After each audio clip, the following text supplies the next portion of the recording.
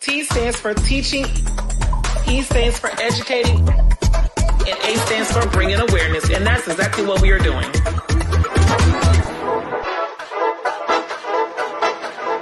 Somebody put me in B flat because I feel like I'm about to go there. Oh, I feel my hip coming up.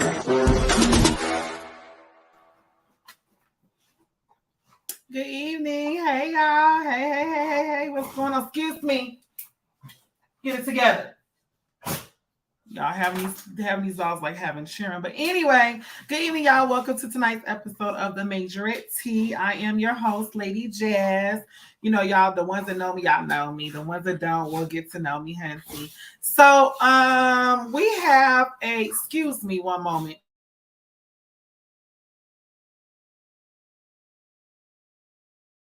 Excuse me, I had to get my house in order. But so we have a couple things that we are going to talk about this evening, you guys. We do have some guests that will be joining us. They are actually in the waiting room. So if you guys are coming on live video, you know what to do. Please make sure that you are sharing a live video, tagging a live video, and inviting to the live video. Also hit that ping at the top for the bell so you guys can be notified when Majorette Tea is going live. Again, as I always, I want you guys to sit back, relax. If y'all have anything that y'all want to tune in, as far as they want to chime in, any questions you guys want to know, make sure you guys just go ahead and comment in the section, and we will go over them as we see fit. Also, you guys, please do not forget this is a paid broadcast. So as always, if you guys have not seen, if you guys can make sure that you bless this platform, $5, $10, $20, $50, or if you're even feeling generous, you can give $100. We do pay for this monthly subscription so that way we can bring you guys the actual message and the T that is going on. Please remember that T stands for teaching, E stands for educating, and A stands for bringing awareness. And that is what we do. So again, you guys, this is a way for us to keep this platform going. So at any point in given time, if you guys do decide to go and make a contribution to the broadcast, it's the $, the number 2, JAZZI1. Once I see it come across, I will give you a shout out and say thank you so much for your donation. My phone is right here. So whenever it pings, I'm going to acknowledge you guys. So I was contacted on several accounts. I was contacted on one of them being, we are going to discuss it. And one of the accounts that we are going to be going over is, it seems like there is some more scamming, allegedly, some more scamming that's going on with someone in the, I don't even know if I would say they're in the Majorette community, but someone that is basically in, trying to come into the Majorette community and giving false promises, whatever. I'm going to let the coaches come in that were affected, because I was not affected, but I want to hear their side of the story. However, these are things that have been going on regarding someone going around saying that she wants to film a team. She wants to follow the lives of the team. She started something called Majorette Madness, which, if I'm not mistaken, Cortez Rhodes out of Chicago, Illinois, has a Majorette Madness page that he actually started first. So it's going to be really interesting to see how this is going to play out tonight. You guys, we do have guests that were affected by this woman's actions, as well as workers that work for her that will be tuning in and chiming in. So again, you guys, please do not forget, we are bringing nothing but all the tea that you guys asked for. And then, of course, I'm going to get into the nitty-gritty, because then I'm going to ask the coaches. I want to know what persuaded them to do such things, So we're going to get into it tonight. Y'all can expect to be with me for about an hour, because I got to go. I got to get ready for my show. So again, you guys, just sit back, relax, and once again, enjoy the broadcast. T stands for teaching, E stands for educating, and A stands for bringing awareness. And that's exactly what we are doing.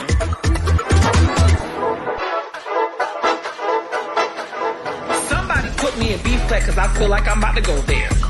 Oh, I feel my hip coming up. All right, you guys. So welcome back.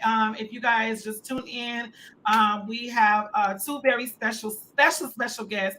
One of which that you guys have seen several times on my platform. She is over Divine Dance All-Stars, also over the Divine Custom Apparel for Majorette uniforms. So Miss Deanna, she is coming in kind of like the third person, kind of see what's going on and see if she can give her expertise behind it. Miss Memphis herself. And then we have the infamous, oh so pretty, oh so classy, all about that pink and green.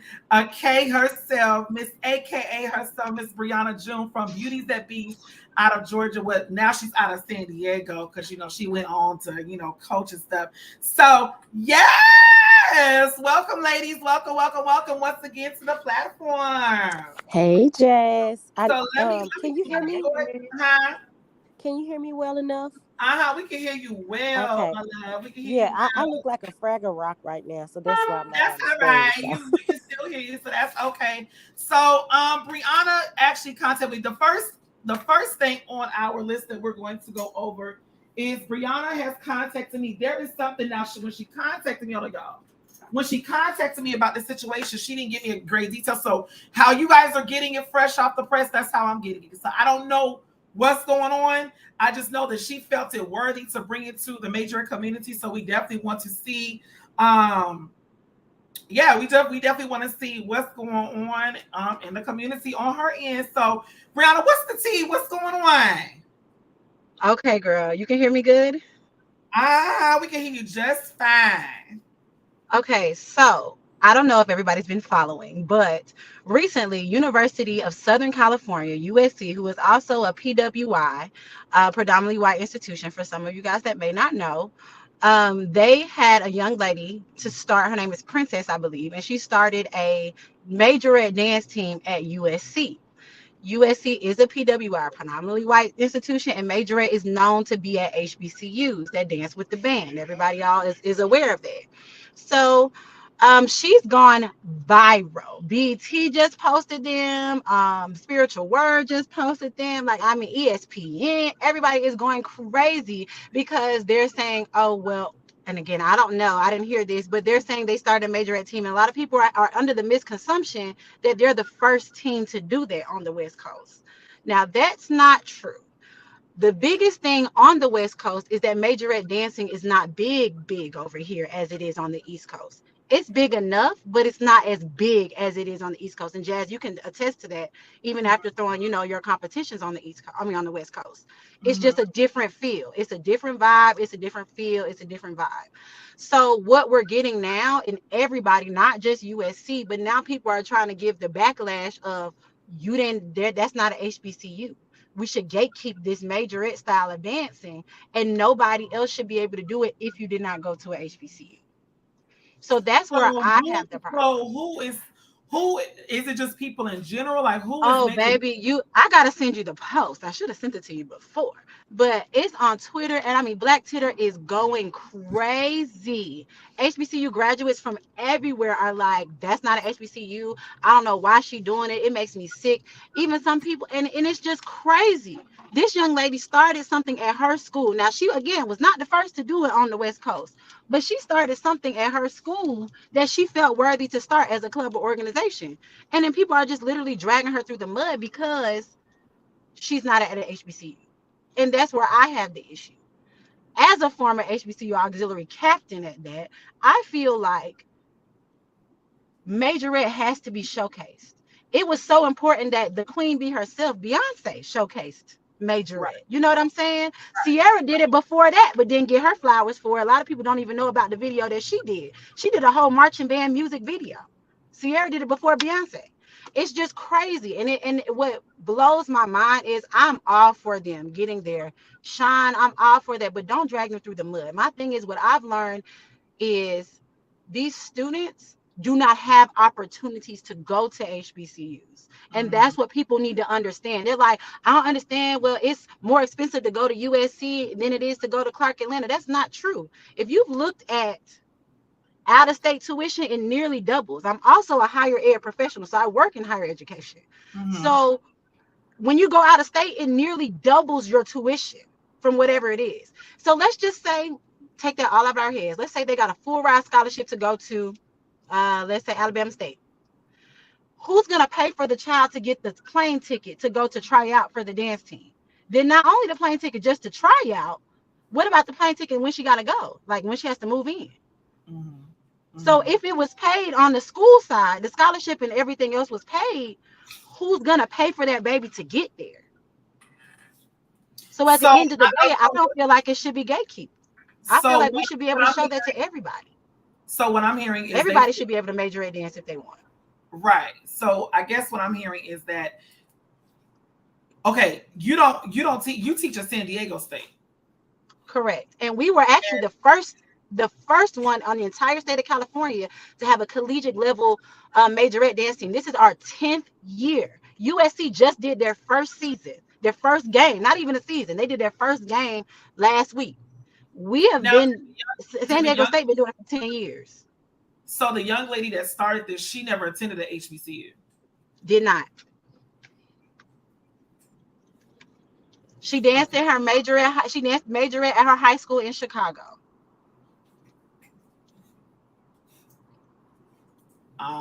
Okay. Comment section. Deanna, that's a tough one. Like It is. I see on both aspects. I can see how they can have an issue with it because they feel as though, well, how did this young lady, like, where did this lady come from? Like, she, they feel as though, like, okay, how, what is her credibility at this point? Like, they're questioning her credibility. Correct. Now, here's the thing. That's all fine and well, but don't talk mess if you're not going to help. What did I do when I came to San Diego State? I didn't say, oh, I'm going to grab their majorette dance team. When I saw them and saw their potential, saw what they could be, but they had no idea. They had no training. They had no coach. Those type of organizations at PWIs, they are literally just considered as clubs. Clubs and organizations, they get no support from anyone else on the campus. They have to come up with all their stuff on our fundraise, come up with all their routines, and the poor babies are dancing in the student section. They don't even got a section.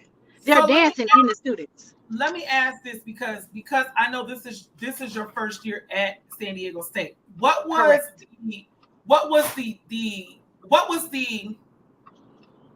the reaction of other people when you, because we did see the videos that you posted. What was the reaction or feedback that you got from what you posted?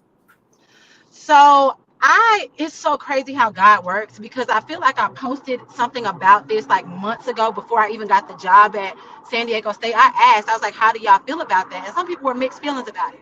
So when I made my post, I made it very clear to tell people that there are no HBCUs in the state of California. I'll take that back. There is one. There is a medical school that's an HBCU.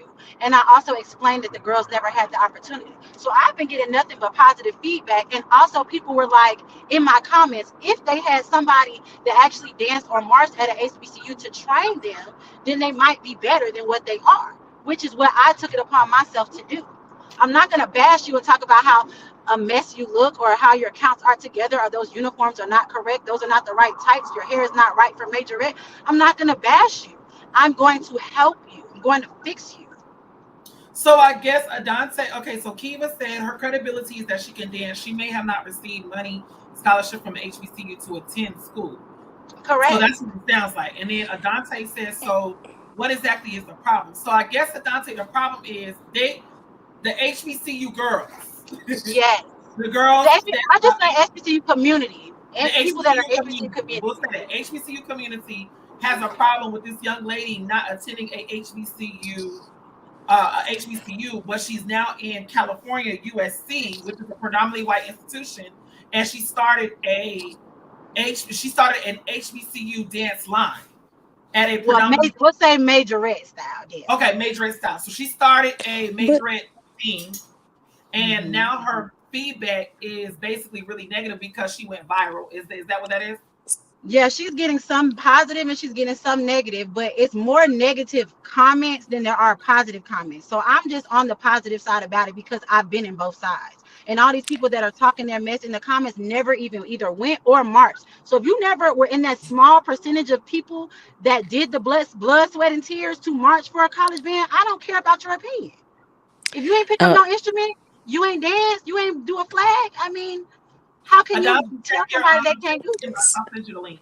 Go ahead. So, so I'm confused because I thought white people had majorettes as well. They just didn't do that style of dance that we do. And I didn't go to HBCU. I went to PWI because the HBCU in my city did not have the The major. major than I wanted. I wanted to major in dance, and University of Memphis had dance. I actually Hmm. had the opportunity to have a full scholarship at Lamar on, but they did not have dance. Plus, they were going through an accreditation issue when I came in. Well, when I graduated. So I'm not an HBCU, dancer, but I would have loved to go to Jackson State or TSU or somewhere, Absolutely. but it just wasn't in my financial budget to do so. So Correct. Memphis was the better Absolutely. choice for me, and I appreciate that experience. But I will be considering sending my children to HBCU. But here's the thing: we have things called pom squads, and what is a style of dance that most pom squads do? Hip hop. And where does hip hop dance come from?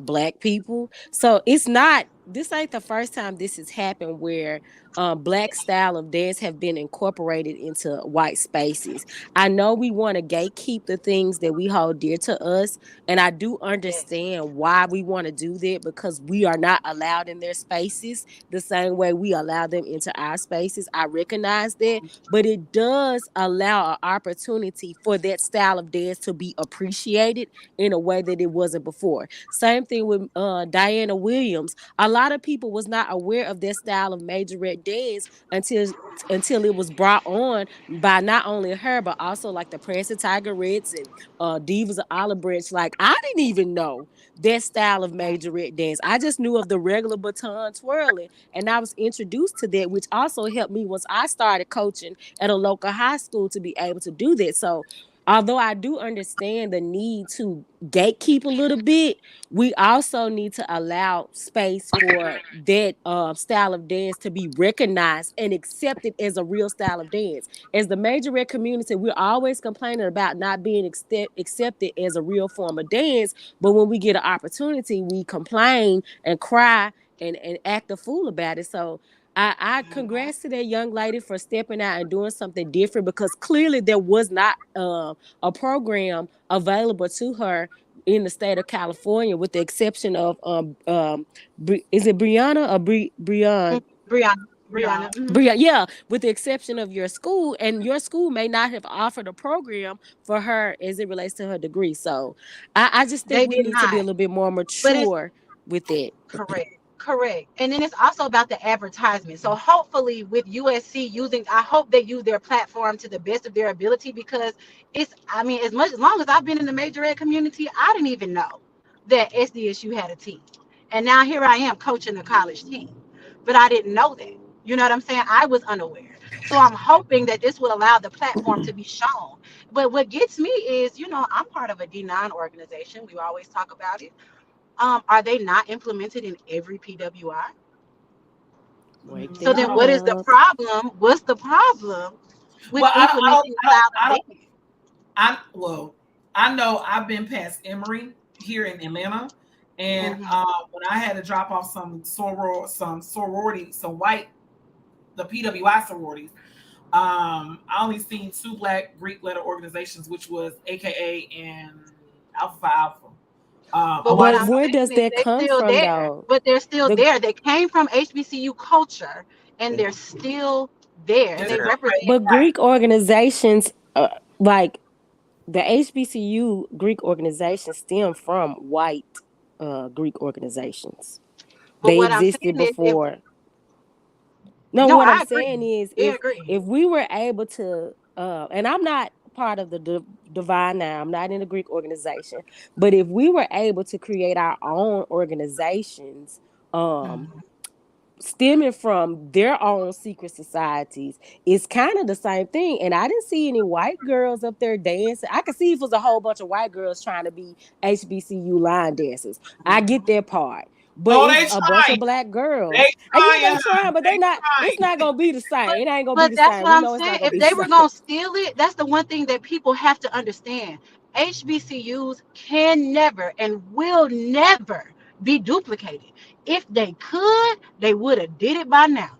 Right. They Mhm. would have. However, we are still a minority in this country. So sometimes we got to show other people what we do on our side so they can give us a little bit more respect where we are at home. Because if they don't know it, if they haven't seen it, they don't know what it is, then how can they respect it? So we got to show them that we can do it everywhere. These competitions, I mean, there's competitions everywhere all the time. Mm-hmm. And it's not fair for all them little girls from Divas of Compton, and all these teams that are over here still trying to make a way and do what they do. They got to drive, and let's talk about plane tickets. $800 plane tickets to get to the East Coast just to try out to possibly make the I ain't team. gonna talk about Come that. on now. Come Cause on let me now. I ain't gonna make about me. Let me give Milk Marcy, is it Marcius? Marcius. Marcius, excuse me. Well, you Milk fine. Marcius. Let me give him a chance to give some feedback because he's been on for a minute. So Yeah. what do you have to say in regards to this whole Um, I guess my take on it is a little different because me personally, just to start it all off, I honestly don't have a problem with it. I really don't even see what the problem is because at the end of the day, this is a black woman who just decided she's dancing. That's all she's doing.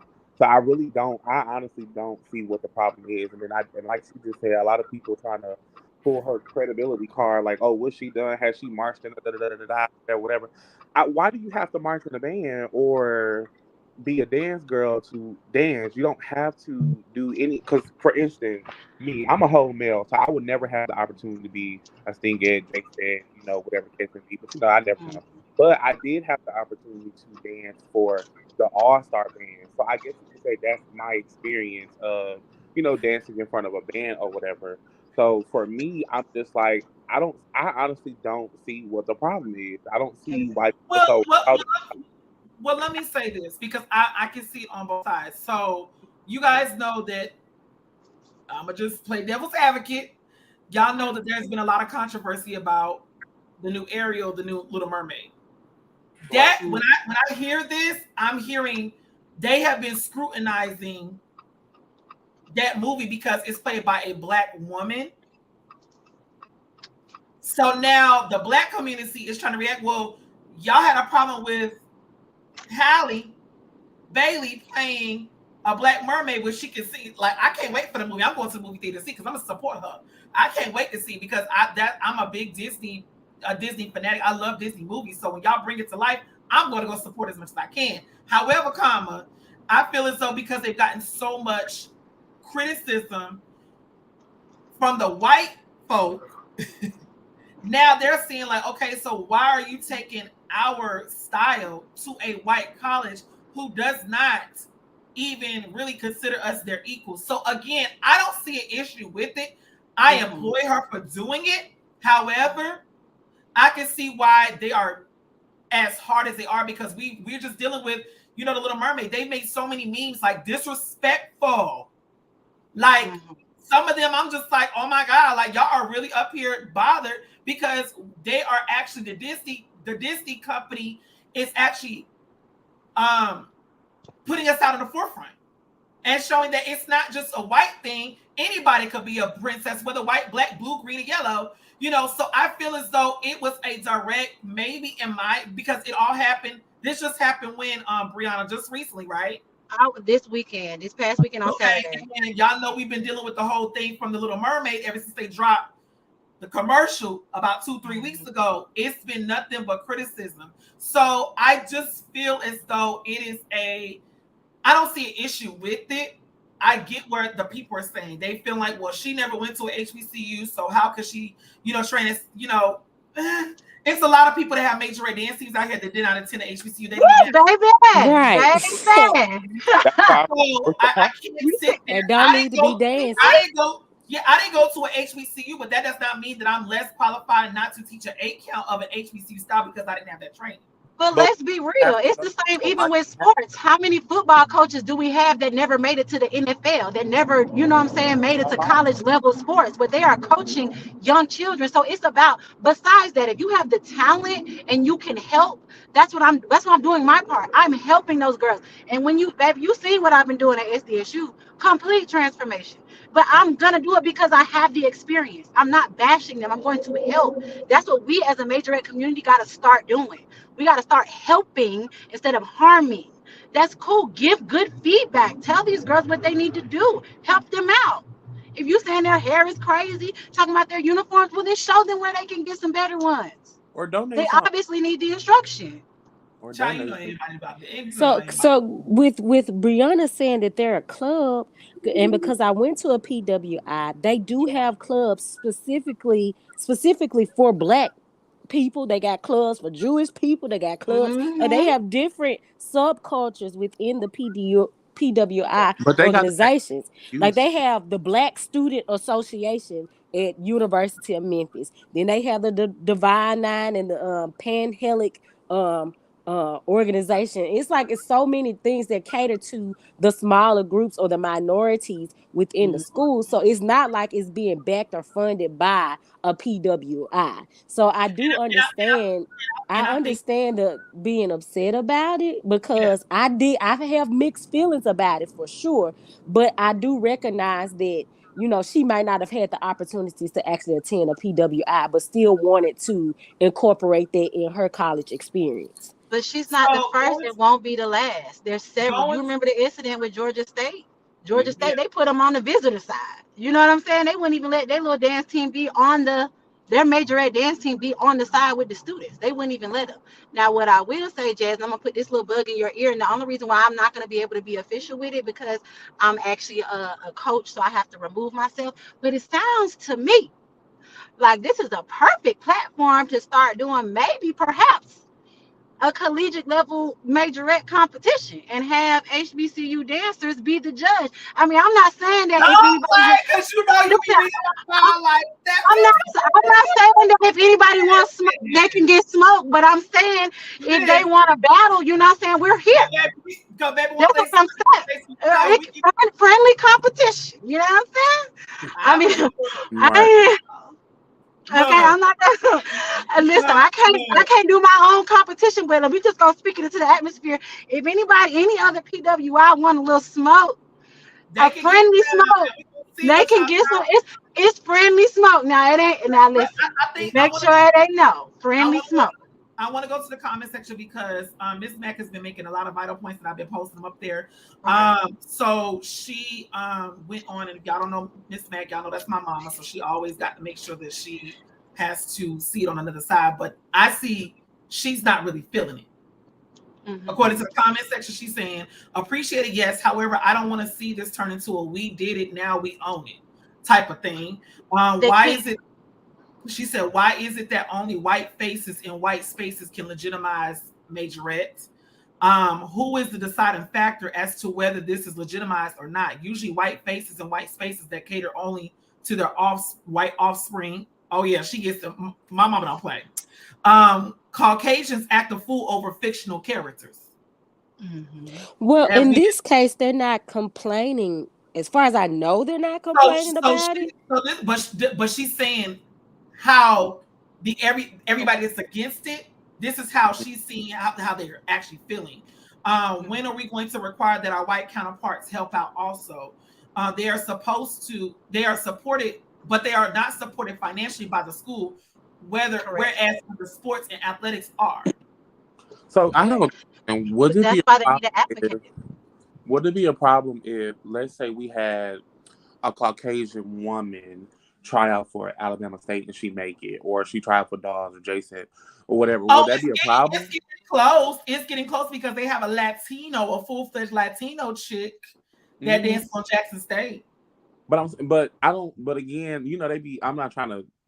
I guess they would look at her as black because Latinos and Mexicans they have brown skin, so they consider them brown. They're not Well, black. They're not black, but They let us know every day they ain't it's black. honestly So no right. different. It's no different than they starting to let. I know Delta Sigma Theta got a couple white girls on a in their Hmm. organization. I don't know if the K's do. I ain't seen that yet. We do. We I, do. We okay, do. so the case, so it's like they're trying to, but I feel as though, like Miss Max said, if you guys are trying to be a part of something that we've worked so hard to build of our own, then I feel like it should be a backing with the school. If Correct. you see someone that's trying to put something in the forefront, because again, this is going to give you guys exposure. No, this is not a black college. However, this is a young lady that's coming in to teach the actual essence of a actual black dance line. Then at the end of the day, I don't see that there's issue, but it needs to have some backing, yes, financially from the school if they're really wanting to see this thrive. It's Right. like But being that's the there. problem. That's where they need a It's a person. club That's why though. they have to have a person. Like our SDSU Diamonds are an official student organization, but Mhm. now they have me to fight for them. They need a an adult figure. Not saying that these ladies are not adults, but they need a person to fight for them. And so now SDSU the Diamonds, we have a budget. We got a budget now. You know what I'm Yes, saying? Like, I'm but sure all waiting for it you took was to somebody to see say it. the designs. We listen. I told you we got. You know, we still go to a school. I'm You know how ready. colleges are. You know they slow. They slow to roll, but they gonna give That's it to all us. right. So I'm gonna be ready when y'all ready, honey. I create everything for y'all. So you know, again, you guys, I want to make sure that I wrap this up a little bit because I wanted to make sure that we touch on this. We do have another yeah. topic that we have another guest that just came into the waiting room. So I definitely want to make sure we touch on that and talk about that because that's gonna be real good.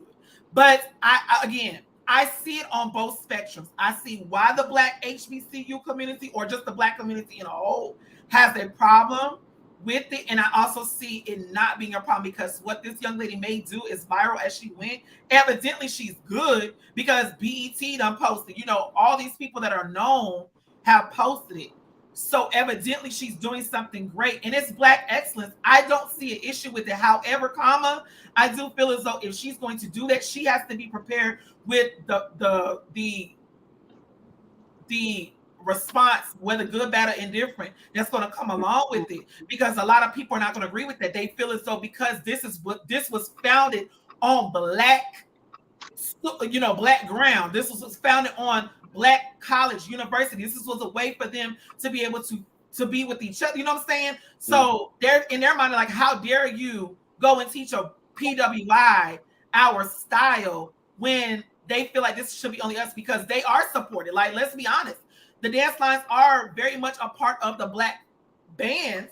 So they are supported. They are, they are backed up in so many ways. So again, I see it on both aspects. I really wish and hope for the best for the young lady over at USC. I'm hoping it goes well, and I'm hoping that the school she can propose something. I mean, I would tell her, have someone grant write. You're in a college, someone that can write a grant, have the grant approved. If the school won't back you up, then you got to find your own way to have yourself backed up. It's not going to happen overnight.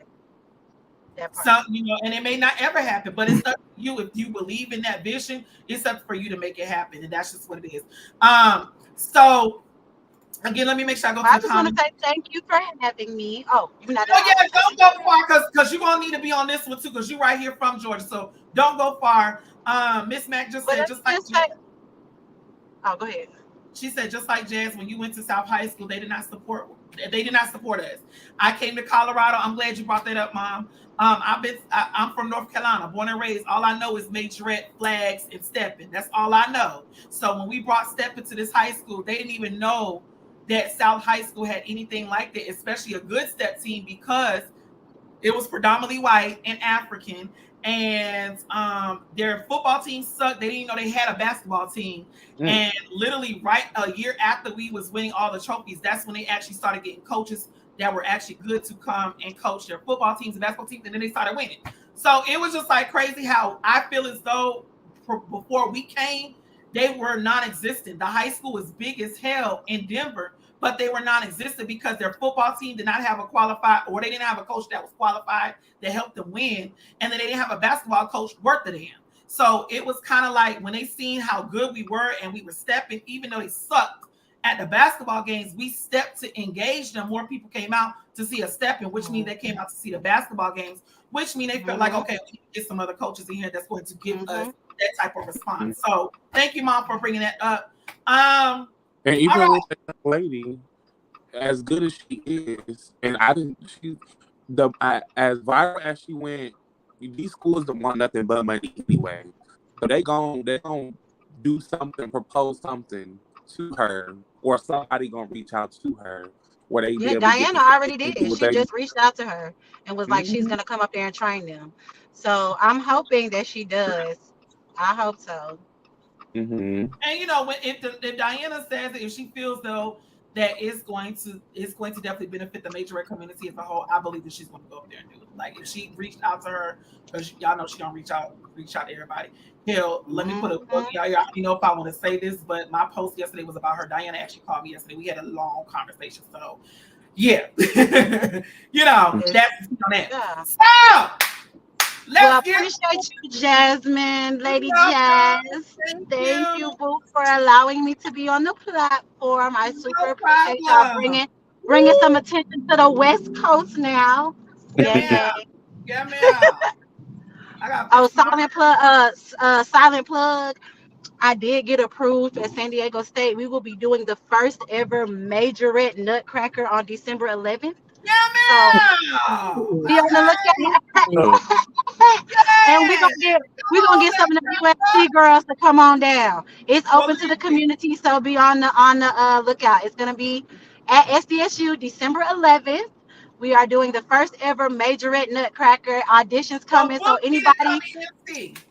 anybody that wants to audition, even if you're away, you're here, we're gonna do Zoom auditions. It's open, baby. We're gonna bring it on the West Coast. And I appreciate you for having me, sis. All Period. right, thank y'all. Thank y'all so much. I appreciate it. Okay. All right, y'all. So let's go ahead and move on to the next topic at hand. Lord have mercy, Jesus. What is going on? Okay, y'all. So next topic. Y'all make sure y'all go ahead and get in there, Sonny, because this is about to be real. Just like I don't even know what to say. Like, okay. So you guys, let me see if I can do something. Hold one moment. Let me. I got to make, because y'all know I like to post the stuff, honey. So let me make sure I post the stuff, and then I'm let Miss Sharon kind of take over a little bit, because baby, listen, my God from Zion, it's some ish going on in the Majorette land right here in Atlanta. I don't know what's going on with Atlanta. I when they said that this is a scam capital. Well, Baby, listen. it's not everybody. It's not everybody. It's selected few. And I just happened to run into one, I guess. So Yeah. Yeah. That part. So y'all know y'all look now. Y'all gotta follow me. Make sure y'all don't go far, because honey, y'all gonna want to stick around to hear this or what's going on, because evidently it's someone in our community that has really been yeah. So this woman right here, does that ring a bell? Does that face ring a bell? All right. it does. Does that face ring a BELL, honey? So coincidentally, now y'all know not too long ago when we was going in about the whole situation with Sabrina McKenzie, I did my research, and Sabrina McKenzie and her network. The tea on that, I was told from the actual coach, just if we want to revisit that they never received said winnings of $5,000 from Disney, from the Disney show. Just saying. So it's a very, very coincidental coincidence, not a coincidence, that I did my research and I've seen that this woman actually also networks with said lady that we had an issue with regarding the Disney show. And yeah, so y'all, just to sum it up the situation, this woman's name is Shamier Span. If y'all remember back in 2018, Shamier actually was also at the time brought on Shady T in the Majorette community, because Shamier was in the Majorette community going around saying that she's starting a network and she's starting to get teams to go and follow them at their dance studios, to basically cover them, follow their story, trying to get her own reality TV type of thing going on. However, the twist about it was that you had to pay into her agency. Her Vibe, the Vibe. The what? It's called Vibe. The Vibe Network or something like that. The Vibe Network. Okay. Yeah. So she switched it from the Vibe Network to the DTN TV? No, Vibe is supposed to be like the talent agency, and DTN TV is supposed to be the actual network. Okay, well, see, So I'm you still had to like, pay $99 to be in the Vibe network, in the Vibe group or the talent agency in order for her to do stuff like green screen, follow you, all of that. So she was calling it a membership, a $99 membership, and the membership was how much? $99 per person. Okay, so that's per person for everybody. So that's per person in your dance team. Right. And each person has a separate contract with her. It's not under the studio, it's under each person. Okay. Because I'm asking questions. Y'all know I got my questions written down. So let me get my cue card. Because y'all know I got some questions. Let me get y'all see my cue card? I got my cue card right here. So okay, ask your questions. I guess the question, let me get my questions right, honey. So I guess the first question is, okay, how did, because I know the people want to know, how did you guys come in contact originally with this young lady? Well, she reached out to another young lady that she worked with before on another show and asked her, does she have a dance team or know of someone with a dance team? And the young lady reached out to me.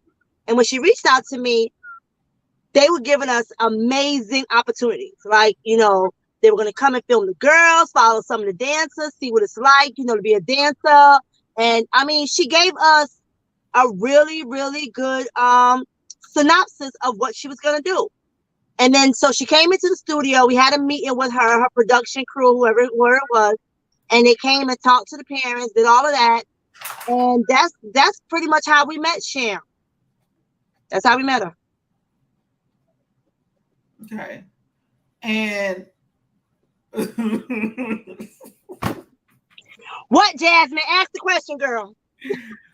Because y'all know I'm not gonna hold nothing back. I really want to know some things. Okay, so to play devil's advocate, you guys were interested in this thing because y'all felt like it was going to give y'all maybe an opportunity for your team to have more exposure. Yeah, and my team, I'll tell anybody, we're new. We are in our growing stages. We've only been at this for a year. So, there's a lot of reality stuff going on. This is Atlanta, right? This is the hub for it. So when they brought the idea to us, I didn't think it was a bad idea. As long as it was nothing that's going to hurt the girls or hurt the studio, I was okay with it. Okay.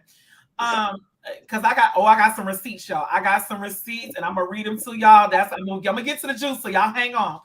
So how many teams that you know of was really affected by what we know as to now as I think at some point she got to about 9 teams. And I think the one that was affected the most, I think, was a team out in San Diego because they traveled a lot. Alexis, Pink Polish. Yes. So from what was brought to my attention was that this woman basically went to the teams, had them paying the teams had to pay her $99 per person. That was every child. So let's just say $100. They had a $99, whatever. $100 they had to pay for every child. The parents actually paid that? We did. It's $100. We're not hurting. It's like but what I'm asking, Sharon, yes, they paid it. Yeah, they did. Because she came with a very good marketing tool. Like she was telling us what she's gonna do. And I'm a new business, right? My dance studio is new. Parents are giving me a chance by bringing their children here. We didn't have no receipts. We didn't have no trophies. We just started. So I'm all about giving people a chance. I heard a few things about her, but it was nothing real, nothing serious for me. And I feel like you got to give people a chance. So my thing was, and I told my parents, we're going in this together. If y'all want to do it, let's do it. I don't know nothing about reality TV. Let me tell you what I do. I'm a tax professional. I know anything about taxes. I don't know about TV. So if we're going to do it, we're going to do it together. If we're going to get scammed, we'll get scammed together. If it's going to work, it's going to work together. And my parents were on board. Let's do it. It's $99. So let me ask this. How many kids did you have that actually paid? At the time, I think it was about 14. And my team is small compared to some of the people who had $30, $40. So that's $14,000? No, it's $99. $99. It's $100. Mm-hmm. So 100 times 14. So that was $1,400. Yep.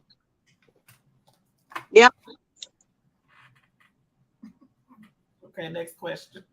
Okay. At what point did you started seeing red flags?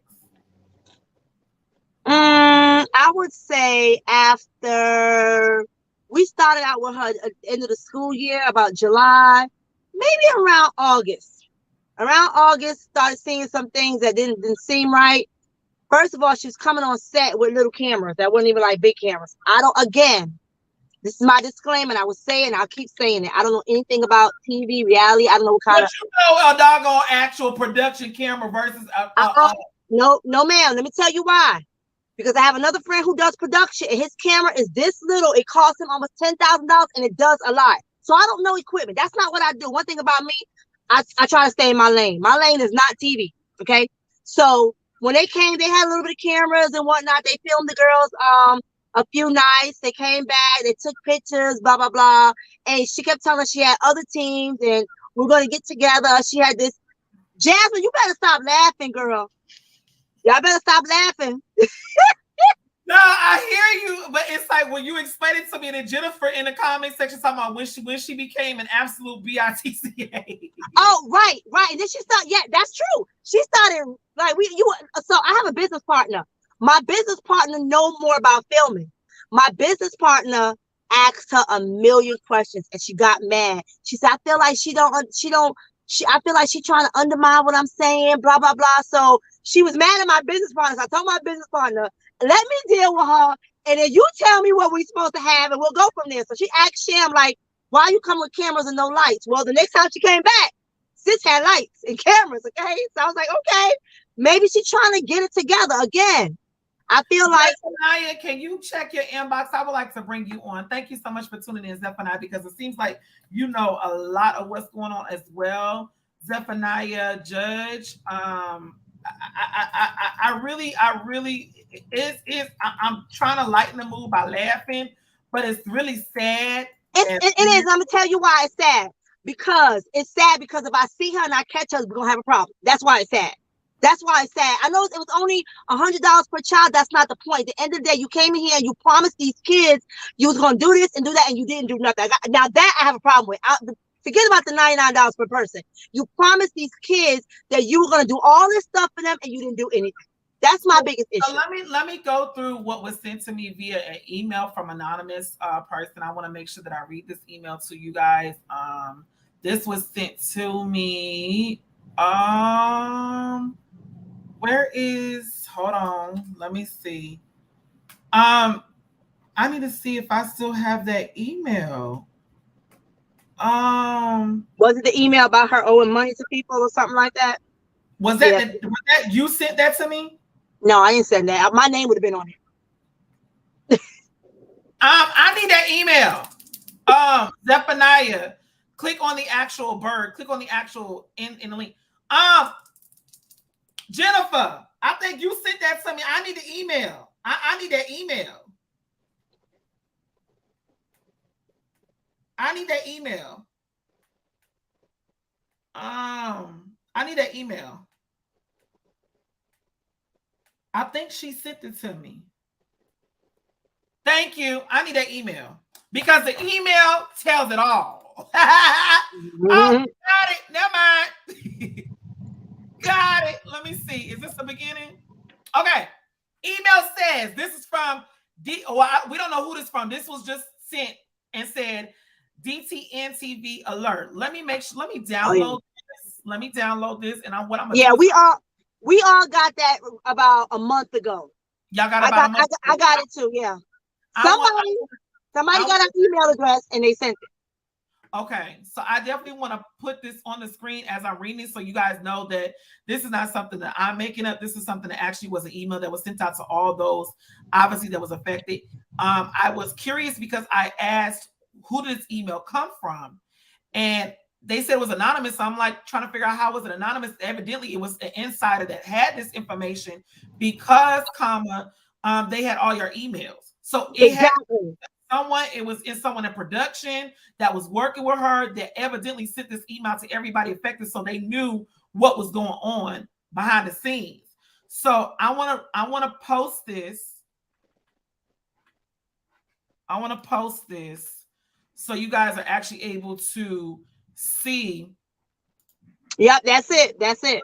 So we're gonna start at the beginning, you guys. So get ready, as TD Jakes will say.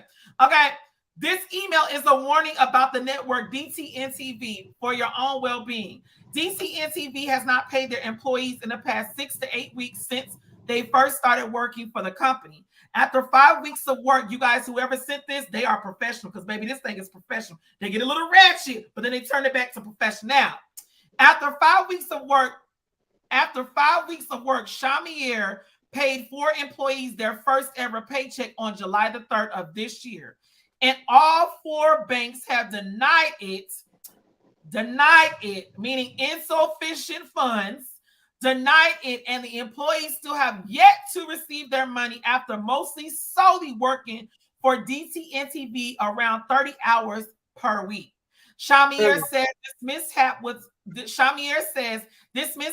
7-3 check is unforeseen, but not paying employees on time or at all has been a pattern with employees for months at least. She has given her employees fraudulent paychecks. Somebody put me in B flat because I feel like I'm going there. That she knew and did not care would be denied, and this has been brought up with the Fulton County Police Department. If you feel you have been subjected, that it sounds like a doc one of them commercials. So it sounds like one of them commercials, the MSRP commercials. If you feel that you have been subjected to illegal activity by this company, please reach out to the Fulton County Police Department. Shamier has stolen and kept footage and film equipment while blocking employees from calling her to inquire of their due pay, and equipment and access to their company, their emails, where all their work information proved to be paid and their own shot footage is located and now inaccessible to them. So basically, if you guys follow that, it's basically saying that everything that the workers did for her is all kept into an actual email, I guess the work email, and she has blocked all access from them. Basecamp. So that's what it was. Basecamp. She had a app called Basecamp, and everything was in Basecamp. Okay. Basecamp. Okay, got it. And then it said, let me see. Do their paid equipment and access to their company, their emails, where all their work information proved to be paid and their own shot footage is located and now inaccessible to them, without the employees ever having been paid for their footage. DTNTV sends its employees out of town often. Oh, y'all. Now, this is where it gets a little ratchet. Sends its employees out. DTNTV sends its employees out of town often with no hotels, or they have to sleep on Shamier's mother's living room floor. She gives per diems not the day of, but in future non-existent checks.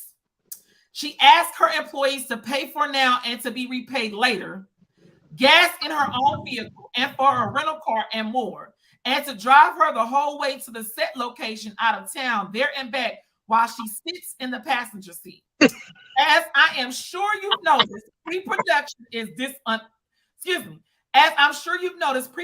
is disorganized and last minute, and questions often ignored. We now can guess why Shamier has finally admitted in an email to employees that DTNTV has no money, and so she has been cutting corners to the point of lying and stealing footage from filmmakers. DTNTV is still trying to produce shows, obviously in our major community, and hire more filmmakers and clients to dupe their time, talent, and livelihoods into being subjected to unethical practices and stolen footage without the plan to pay. You should have the right to know, unfortunately, the unethical and illegal activity of the film company you are associated with, so you can make aware decisions for yourself and the protection of your company. Now, I'm gonna tell you what God loves. All of that in an email, it's got to be ooh, baby.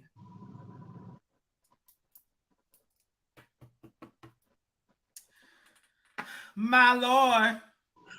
I can't see the comments. So people, they're making comments. I won't be able to see it from here, right? So they're basically saying, we had to find our own places to do confessionals, and the whole never had no money. We never did confessionals because I told her we weren't going nowhere to do confessionals. You either come to us or we're not doing them. So we didn't do any professionals at all. Any confessionals rather. We didn't do any. Okay. Was that all the email? I want to make sure that was all. Was that all the email? Was that all? Let me see, because I see somebody else sent me something. So I'm trying to make sure. So basically what I want to know is that I read also on Facebook in the Majorette dance group that people went through this before. So Yes. what allowed her to come back out and do this again? Like, why wasn't she stopped the first time? Well, the thing about it was, unfortunately, with this situation, she's the people that know of her are teams that are known, that have been around for a while, and they already started getting up a red flag. So when they seen her come back out, like I haven't seen, like even Diana asked me, she's like, Jasmine, have you seen any flyer thing? And I told her, like, no, I don't know of anything. I've never seen a flyer pertaining to this, nothing. Because allegedly she said that she knew Diana. Diana, I actually talked to her. Diana said that she never had any recollection. She had one dealing with her, and after that dealing with her, she just stated that it was in the best interest for not to actually have any dealings with her anymore after something that happened way back in 2015 and stuff. So Diana knows of her. She's had some dealings with her in the past, just one, and that was it. So she does not know Diana personally. That's what she was claiming before. That's when I made that post, that she was saying that she knew Diana, they were friends. Diana has no inkling of who this woman is. She doesn't talk to this woman. So, and that came directly from her. I think what has happened is a lot of these scammers, what they do is they go and scam. And once they get hot in the seat and people come after them, they lay low for a little bit because they done got all they could get then. And the seat got hot. And now she came back. And now, unfortunately, the teams that she's getting, they have not been around for every bit. No, we're definitely a new team. I don't know anything about this kind of bull crap. Like, we knew, but see, she barked up the wrong tree because I told her, I'm not the one for her to play with. I'm gonna see you. Yeah, I'm gonna see you again. So I guess at this point, what needs to happen is, I think that all the teams affected, everyone that paid her any. Okay, Jennifer says she's going to be on in 5 minutes. Anyone that's going to buy this, I feel as though that she needs to be brought to account. You guys need She does. I agree. You guys definitely need to So Jasmine, let me tell you what's happening right now. Just being transparent. Some of the production guys that have the footage have been reaching out to us to ask us if we want the footage because they're not giving it to her. So she was never able to put out what was supposed to be a trailer because she don't have the footage. The camera guys have most of the footage. She may have a little stuff here and there, but they got all the major footage because a few of them have contacted each one of the coaches and asking us, do we want the footage? So she don't have it. She don't have the footage because she didn't pay the camera guy. Okay, so it's safe to say that the footage that they're saying that they can't, who's saying that they can't get footage? Because whatever that email said, the email saying that she has a block, like the footage is inaccessible to them. So whoever said, I don't know who that is that said that. And that's what I'm saying. Yeah. So one of her other camera guys, he reached out. He has all of the latest footage that she has. She don't have it. She has no access to it. He has it. So he asked us, do we want to buy the footage? So that's kind of what's going on right now. Diana! Girl, I know you listening, girl. Diana. See, I know you listening. You ain't said nothing, but I know you all will. I saw you tap in on the video. But I'm just like, we need to contact the production. I like that. We need to contact them. Let me go ahead and get some stuff going. Look. Because I'm just like, because for real, y'all, $100 a child. And from what I was told, y'all, let me just say this. From what I was told was that once you pay that, now $99, y'all, was that a one-time fee every year or a one-time fee? No, one-time fee. A one-time fee. That's it. All day. Oh, y'all pay me $99 each person.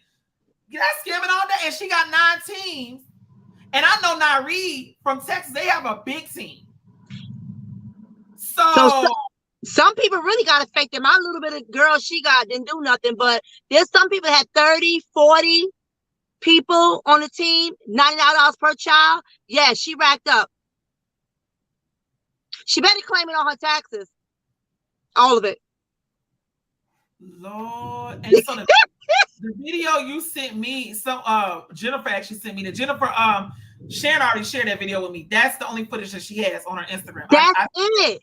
That's all she has. And that looks like a promo video. That's not like it looked like garbage. Yeah.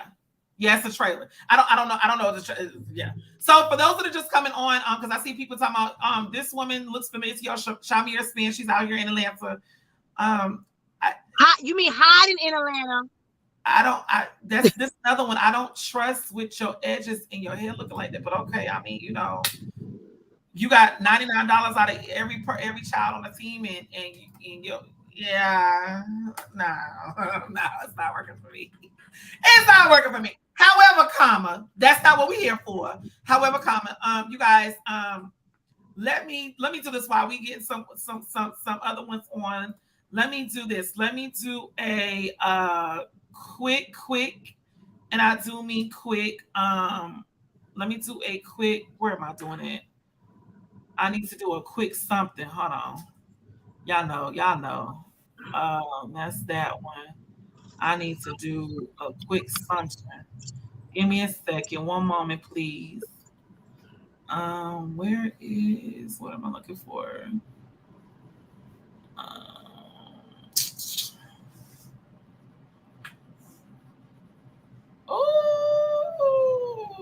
And I'm just wondering, if she did all this in 2018, when we went looking, searching her name, a lot of this stuff did not pop up. Because she deleted it. Y'all, let's go to a quick commercial break and we'll be right back.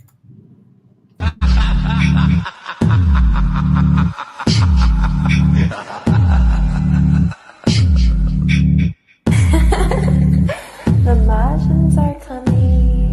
It's Showtime Productions presents the Spooktastic Buckdown Part 2 Southern Regional Competition. October 15th, hosted at Stockbridge High School, located at 1151 Old Conyers Road, Stockbridge, Georgia 30281. Advance tickets are $25, $35 at the door, with VIP $80. Tickets available on ticketleap.com by searching It's Showtime Spooktastic Buckdown. Categories include walkthrough, Spooktastic Halloween Creative, Pom-Pom with a Twist, Mini Junior Combined Stands, Senior Stands. Overall grand champions will receive $1,000. Registration deadline is September 22nd. For more information or to register your team, call 910-265-5946. Get ready for a spooky situation. Never sleep again.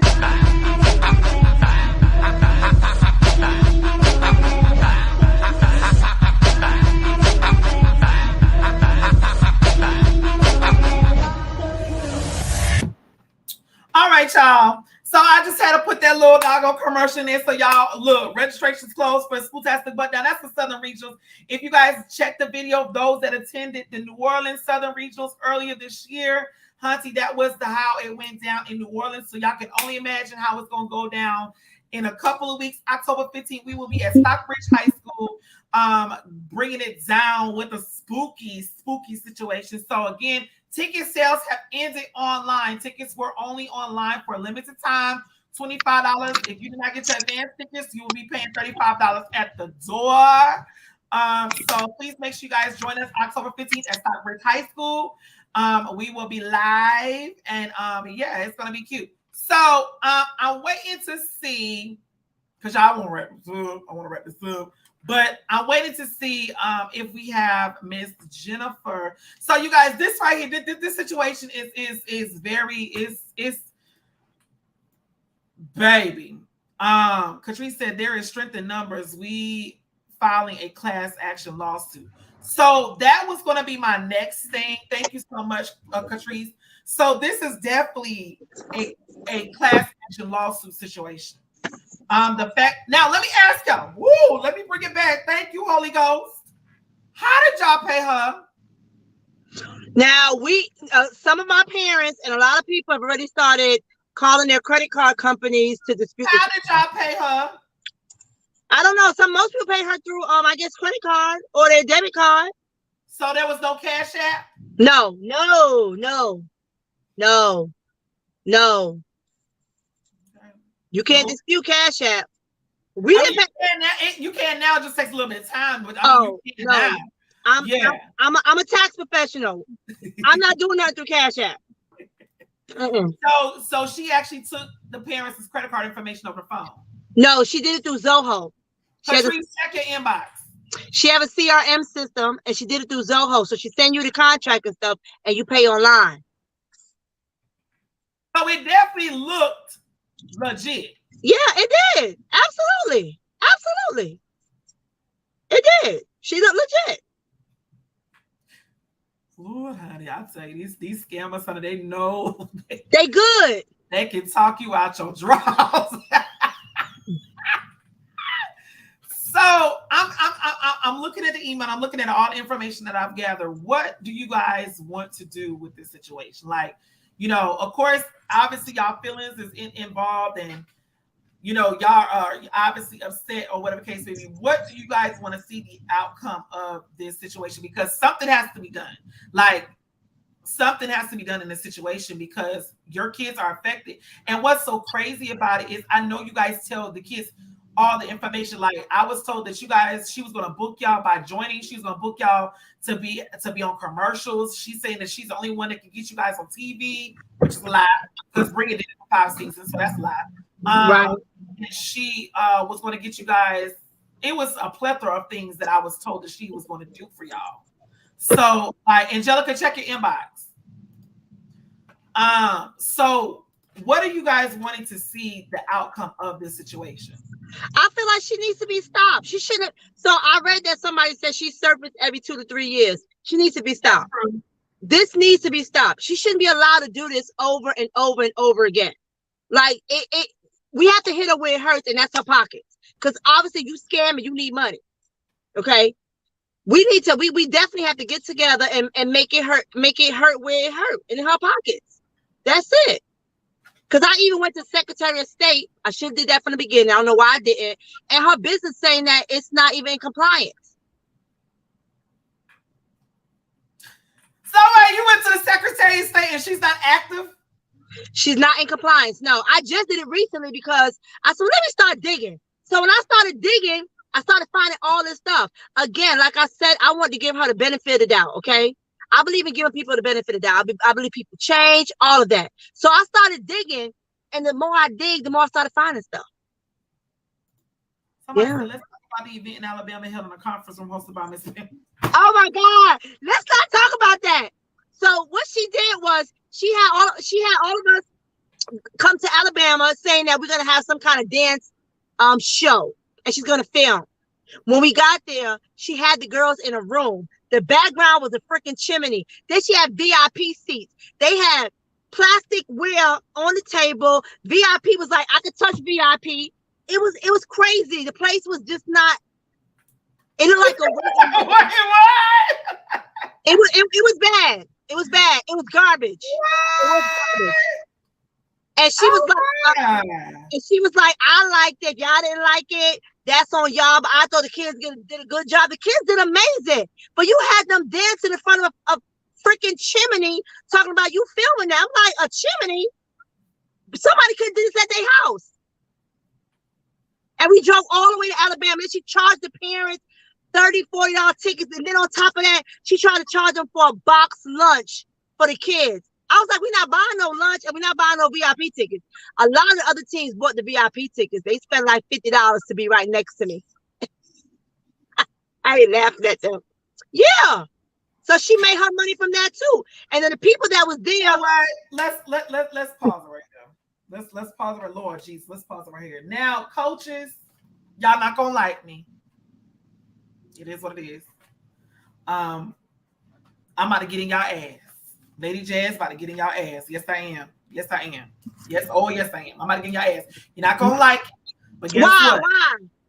Because I feel as though, as much as I've preached time and time again, and you guys all follow me, y'all know what I say.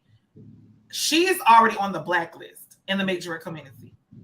I didn't And- see that. I just saw that. No, I didn't post it because Okay. we're on our website. So it only takes a simple message. Hey, Jazz, can we check on to see if this woman is listed on a blacklist? And if she is listed on a blacklist, what is the reason? So we make sure, because this woman is trying to tell us X, Y, and Z.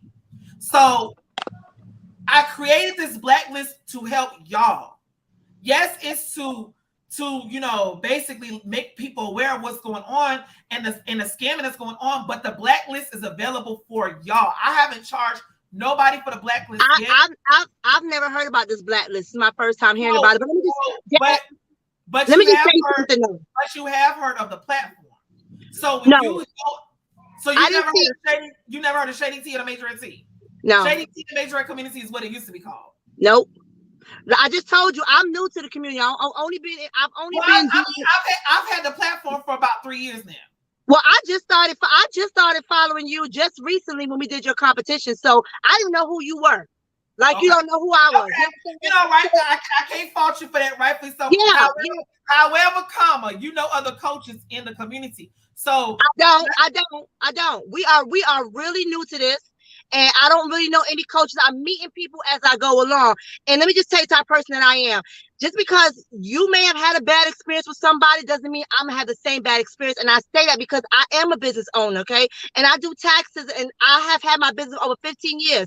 You may come to me and you may not like my service. I might not be for you, but does not mean my service don't work. So I try to give people the benefit of the doubt.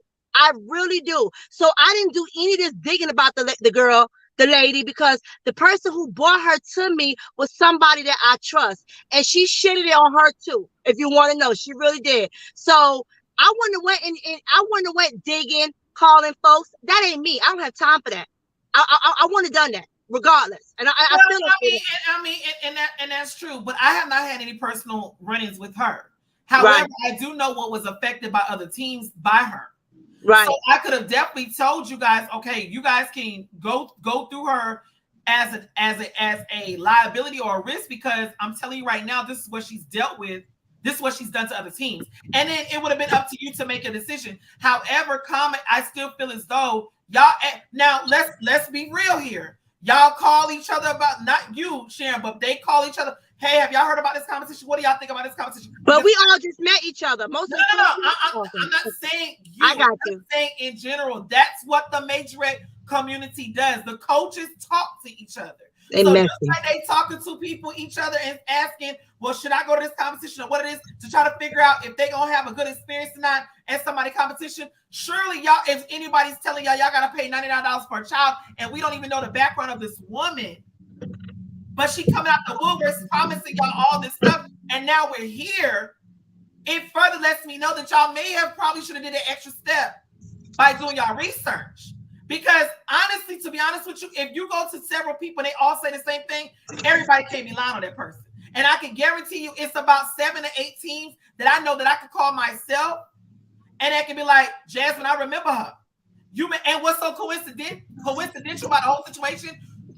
Sharon, when you brought this information to me, how about the actual post I made in 2018 was the same exact day you brought the information to me? Wow. The same when you went live and you said, Jasmine, I have something I have to bring to you.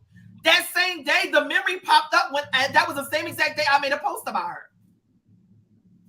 Look at karma. And that's why I had screenshotted the memory so you guys can see this woman is at it again, and it's true that is a paper trail. She just tried this in 2018. That wasn't up but 4 years ago. 4 years ago. So again, you guys, in this Majorette community, because of all the scamming that's going on, you guys, at this point, if y'all don't want to be effed up, y'all have to ask people questions. It's not necessarily saying that you're going to take their word, but god dang on it, y'all done spent $1,400. Another team probably spent that or more, and now y'all shit out of pocket because you didn't ask. You didn't do y'all research to try to figure out who is this woman and what. Like, I'll be honest with you, I'm not going to trust anybody unless it's Diana. I'm just sorry. I'm not going to. At least I know that she has a whole bunch more to lose than this woman here, evidently. This woman ain't got nothing to lose at this point other than her livelihood. If y'all go forward with it. So again, you guys, in this major community, it's so important that y'all have to do y'all research. Y'all have to ask. You have to. This is ridiculous.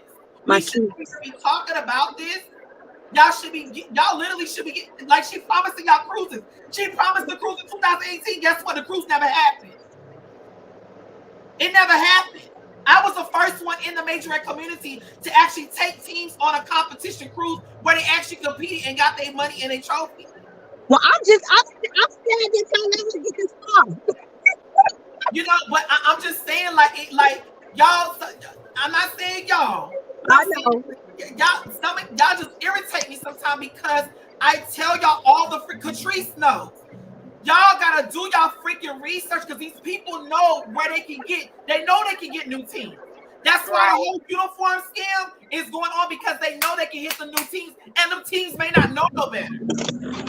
Well, you know what, Jasmine? They may hit the wrong team and they ain't gonna hit no more. Right. You know what I'm saying? So Right. Well, I mean, she done got your money. Now you got to do the extra legwork to try to get she the got money my back. money, but you know what? Wait a minute. Hold on. Hey, Jen. She may have gotten my money, but what she gonna get out of all this gonna be way worse. Because what she did was gave us back our money and went on her way. Because now her name is gonna be slanted. Because I'm not gonna stop. This is just the beginning for me. I have a whole attorney on it. I am not going to stop. Period. She's already reached out to me because she want to talk to me. I bet she do. I bet she do. I'm a good like everybody knows me. So when I get it, Sharon. But listen to what I'm saying to y'all. This platform is for y'all. And I understand that you just learned about it. I get it. That's fine. Yeah. However, you've been to my show before. You know the legitimacy of even my show.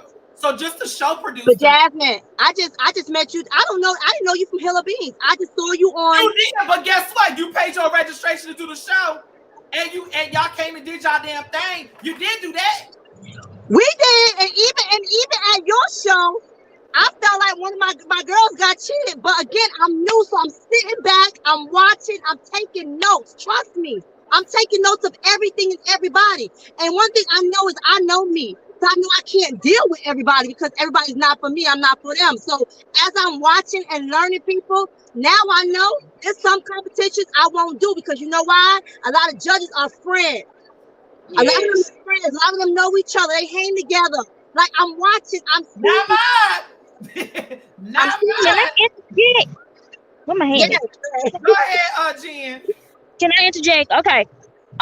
So yeah, what Sharon is saying, well, both of y'all saying the truth. I don't know how we got scammed, but we did. So when she was looking for these teams, she set up a whole Zoom call with all of us. That's how we kind of all met each other. A whole Zoom call for all of us, told us all the same information. We all asked questions about why we gotta pay, not why we gotta come out of pocket to do something for you, all of that.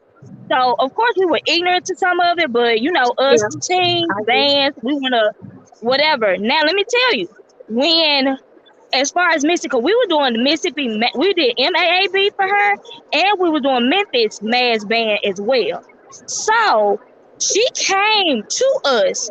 She set it up. She did the confessional. She had the microphone, the green screen. She did all of that. She had cameras, a cameraman to walk around and getting footage of the team. We're sitting down. We're having meetings. She's telling us her creative ideas. We're telling her, we're telling her hours, and we're kind of working in the middle. We had a whole schedule going on where it started to get rocky.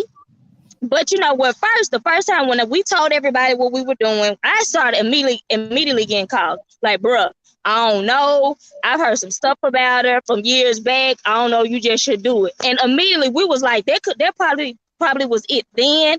But we just gonna give her a shot. She black. We don't want to do that. But they did warn us. They did warn us, but we was like, we're gonna give her a chance. We've been wanting this for so long to get recognized by something. When she came to Jackson to film, everybody was like, bruh, I don't know if I want to do this. She's showing trailers and little mini movie clips. Everybody like, man, it look like something off Tubi. Like, we don't want to do this. So we like, yeah.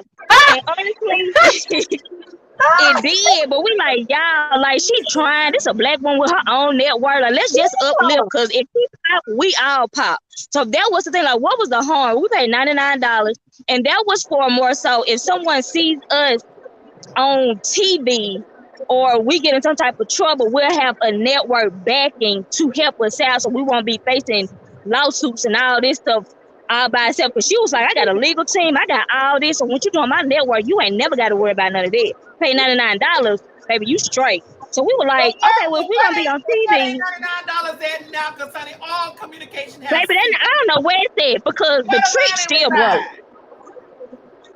The trick still broke, and I want it back. We don't know, So Dad. That's why we here. We don't know. We don't know. we don't know where it's at.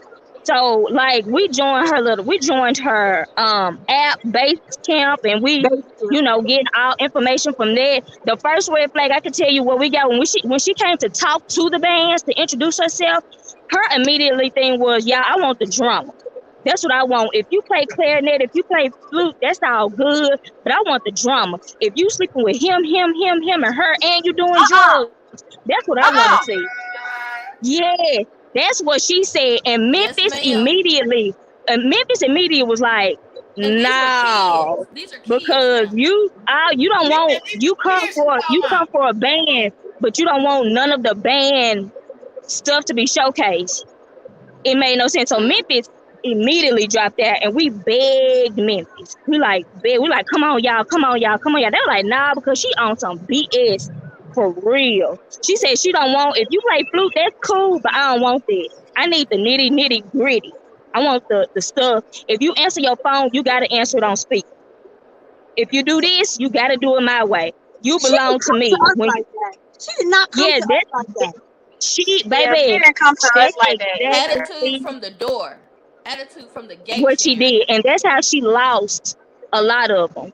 Well, can I tell you what happened to me, Jazz? And the sex stuff going. That's what she, girl. Baby, that's what she wanted, and we reluctantly, the Majorette Mob Squad did it, but Mob Squad did it mostly off of what the head band director said. Some of them had some reservations. Even the sponsor, Diamond, she was like, man, my mama know her. I don't think she was no good, but we were like, bruh, let's go. Come on, let's do it. So it was just always something. And then this is where it got bad. And then as soon as she started confessionals in Jackson, Mob Squad break out into this big beef.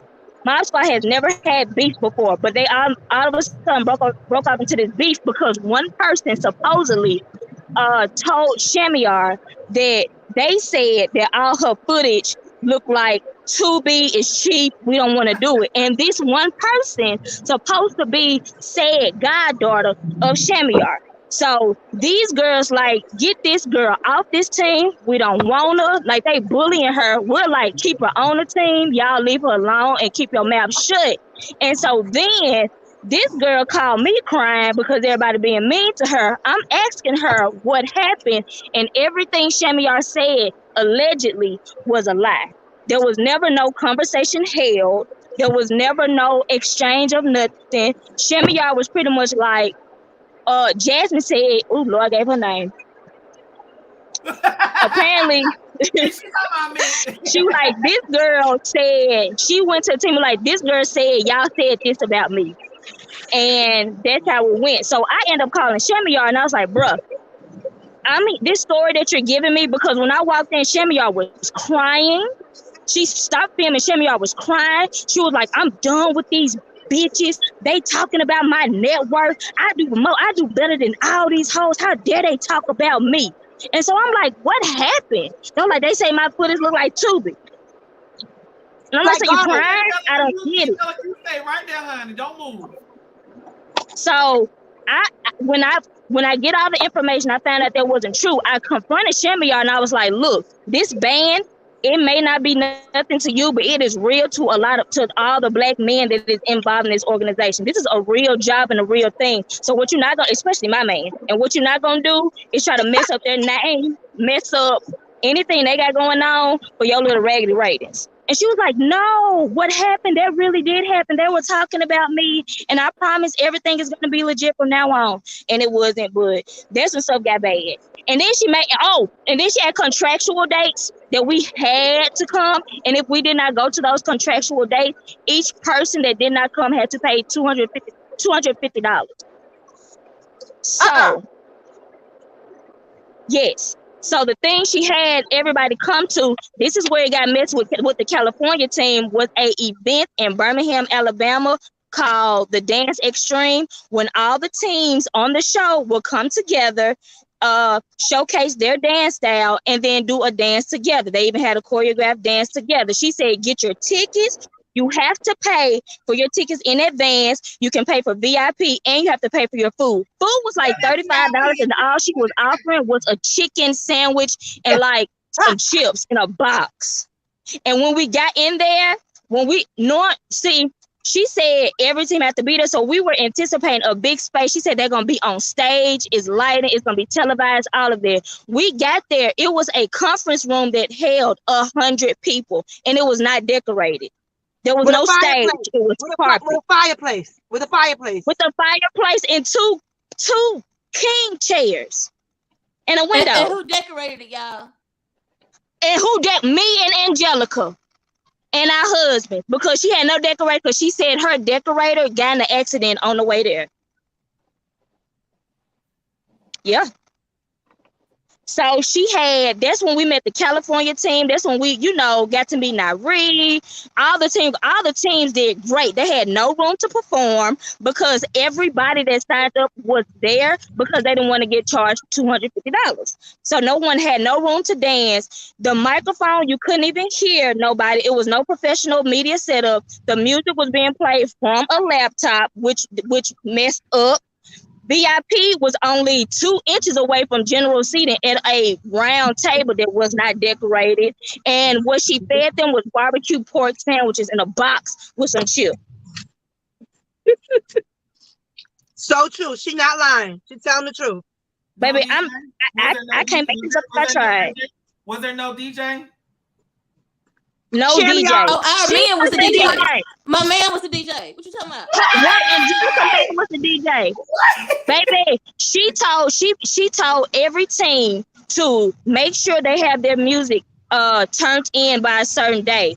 When Angelica's husband got on her laptop, none of the music files were open. So she didn't even open it. So she's hearing the music from her computer for the first time, not knowing if it will play or not. This shit get worse as we unfold. Baby, it get worse because not only a team came, Montgomery, City Street, something. Oh, you talking about? What was it? Anyway. No, City Street from Douglasville. I'm City Streets. We from Douglasville. Not City Street, that's in Montgomery or something. No, the team that came from California. Them people flew from California. Well, no, yeah, it is from Montgomery. It was a Montgomery team. There. So it was a team from that's the dancing beats of Montgomery. Okay. Yeah, the dancing beats of Montgomery came, and I think when they came, Nyree and her team left. This is where it got real ugly. She talked so much mess about Nyree and her team leaving before it was all over. Because she was like, they stay for your team. You need to stay for ours. You're gonna be on my TV show, and I'm the only one that can put you on TV. Like she was going.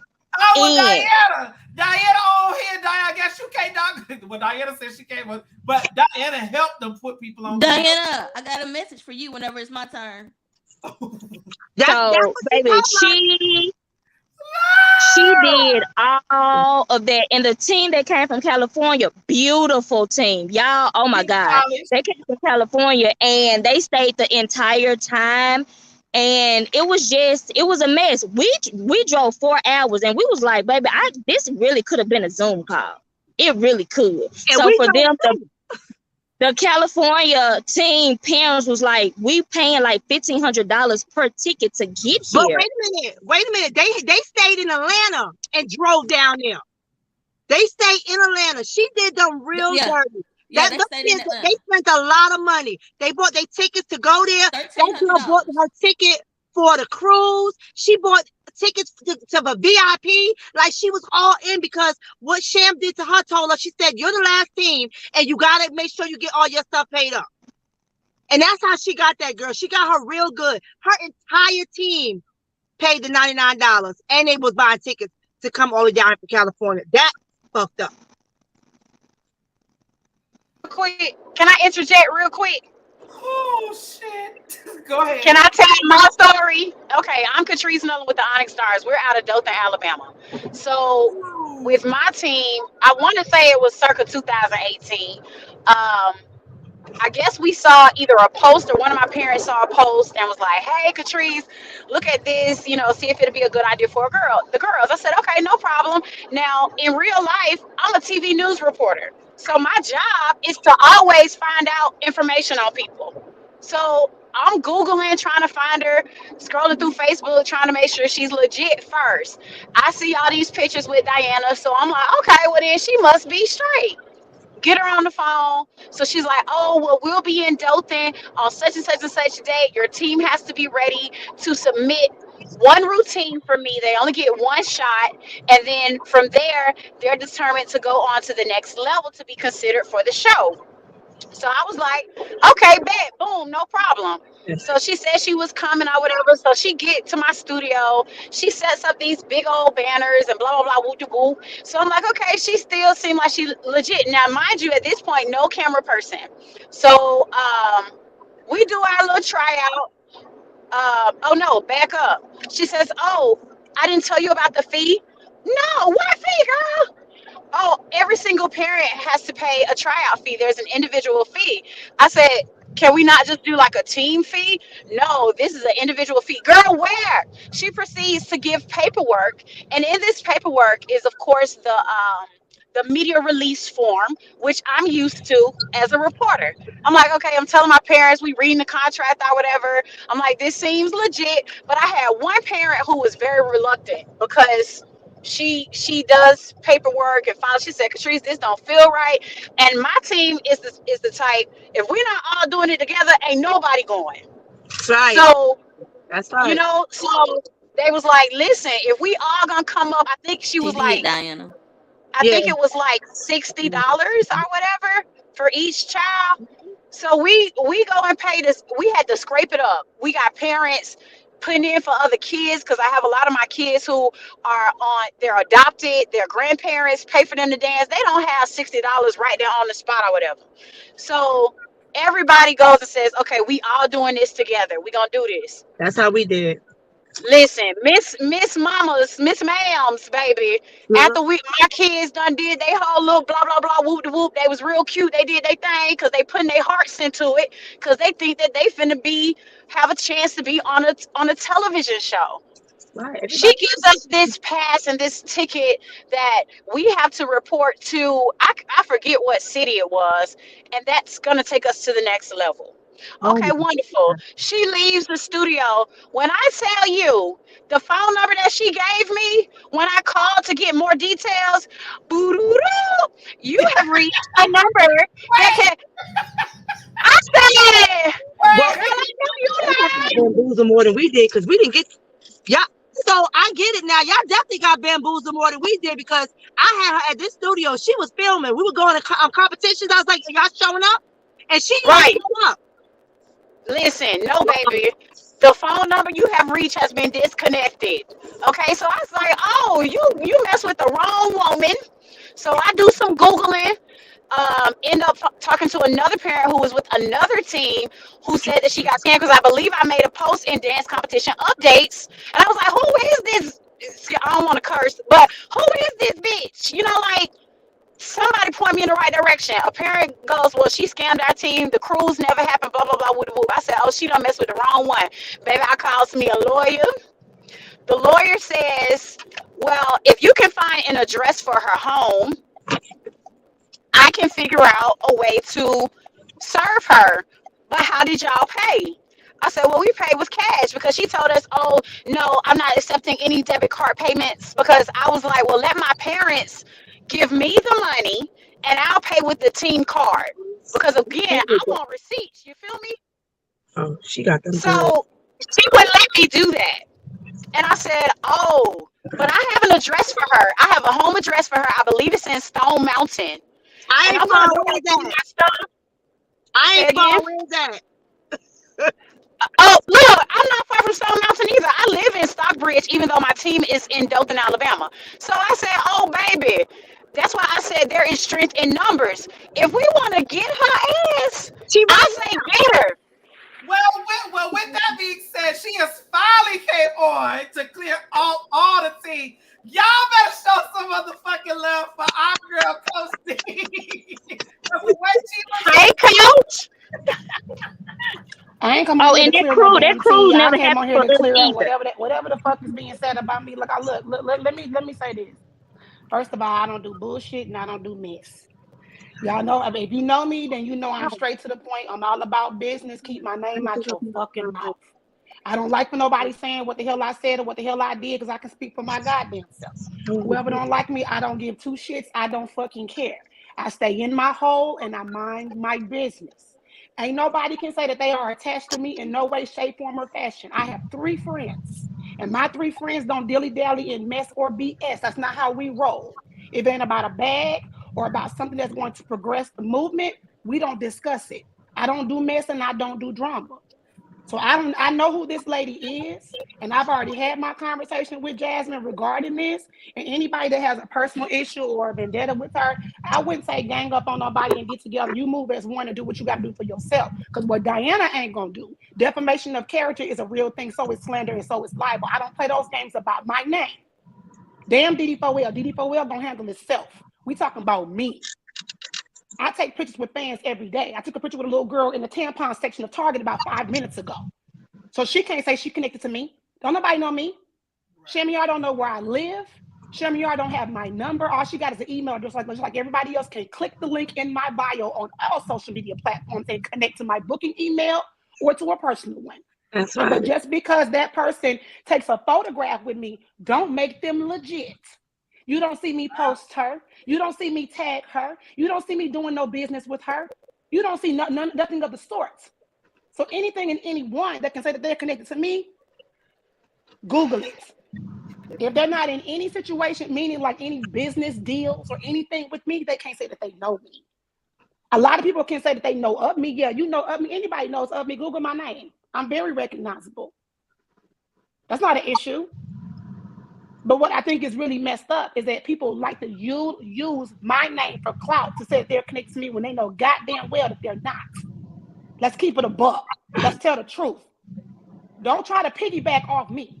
I got enough people ringing up my name and my coattail. Don't use me when it's convenient. Because nobody helped me build DD4L. I did this shit by my damn self. I have an amazing coaching staff that we work together now with getting everything together because I have stepped back from coaching full time. But it's outside of them, because it ain't got nothing to do with them. This right here is a bunch of BS. Anybody making any promises, and what I missed all of this. I was out shopping. So what platform does anybody have to stand on to say that they have a legitimate television show? What network? Where are your credentials? Where is your paperwork? Where is your LLC, S Corp, C Corp, tax ID information? Where is your Better Business Bureau? Anything that speaks to say that you are a legitimate company. Where is the information? Can your company be looked up? What network or streaming service is your company going to play on? And just because you produced one episode, when I say produced, meaning got the location for one episode of Bring It and Bring It. Let me make this clear because I'm so sick and tired of saying this. I done said it till I'm blue in the face, until I am outside of my wig in these damn braids. I do not produce nor pick the cast or locations of Bring It. The only thing I have ever had control over on that show is what my girls put on their body, the choreography that hit that floor, and the music that they dance to. That's it. That woman helped them get a location. Just like how I can go book a venue for a wedding reception or a banquet or my son's birthday party. She helped get a location. That's it. She and I were connected when I used to live in Jackson. We created, let me not even say we, just for the Jackson Association for Majorette was created by my best friend. And we were trying to combine and connect the Majorette teams in the city of Jackson. I did the choreography with a lot of the girls. She was nowhere around. This had nothing to do with her. You're in and out. And I'm not going to go into detail about that because it's irrelevant. But that was our only connection. We're not friends. We don't do business together. We ain't never broke bread together like that. And She assisted in finding, I forget the name of the school, Miss Baptiste. My very first Buckeye training camp that I did in Atlanta. I forget the name of the school, but it's in Atlanta. She assisted with helping find the venue, didn't do what the hell she was supposed to do, and I took it over. And that was the last time in 2015. We're in 2022. We're 7 years later. So why is my name still being brought up? For the record, we're not friends. I've been through something was wrong with you. And I know how to read personalities and people very, very clearly. This is the reason why I don't use that word friend loosely. When have you ever seen me hang out with a lot of people? I go live and I post everything. You ain't never seen me around a lot of people because I don't move like that. I don't do that. And it's not for me not wanting to be around people thinking that I'm that I'm better than folks. No, folks like the clout chase. I know energy when I see energy. No new friends. I've had the same best friend for 22 years. Before there was a dolls, during the dolls, before dollhouse, during dollhouse, before bring it, during bring it, after bring it, we the same. If you can't pick up the phone and dial my number and call me, we're not friends. Period. If you can't at me on social media and I respond, because everybody can at me. But if you can't at me on social media and I respond, we're not friends. If you don't see our names connected on any publications, because most of the stuff that I do is publicized. If you cannot connect our names together on any publication, be it Forbes magazine, Essence magazine, Sheen magazine, anything dealing with anything that I do, we're not friends. If we were friends and we were that connected, you should have been on the red carpet with me at the Soul Train Awards, right? At the BET Awards, right? Okay, you should have been there, right? You're not connected to me. Stop letting these folks talk y'all out y'all draws and start really, really doing some research on who they are and what they do. Because can't nobody come talk to me. Don't name drop nobody to me. That is irrelevant. What did I tell Lorianne Gibson? I don't care nothing about Diddy, none of them. That is irrelevant to me. We're talking about you. So let me ask this right quick. You guys that actually had dealings with Shamir, did she at any point in time bring up Diana's name, said that they were friends? Yes. Not to me. Not to me. Yes. And what you should have did was you should have DM'd me. I wrote on my page because I respond publicly. I always say I do not respond to Messenger. I respond publicly. You could have asked me publicly and I would have told you publicly. Hell no. I watched Diana enough to know that I don't think they were friends. It was obvious. It was obviously a lie. I mean, I wasn't phased as in, oh, they friends. Da, da, da, da. I mean, that was something that was debunked.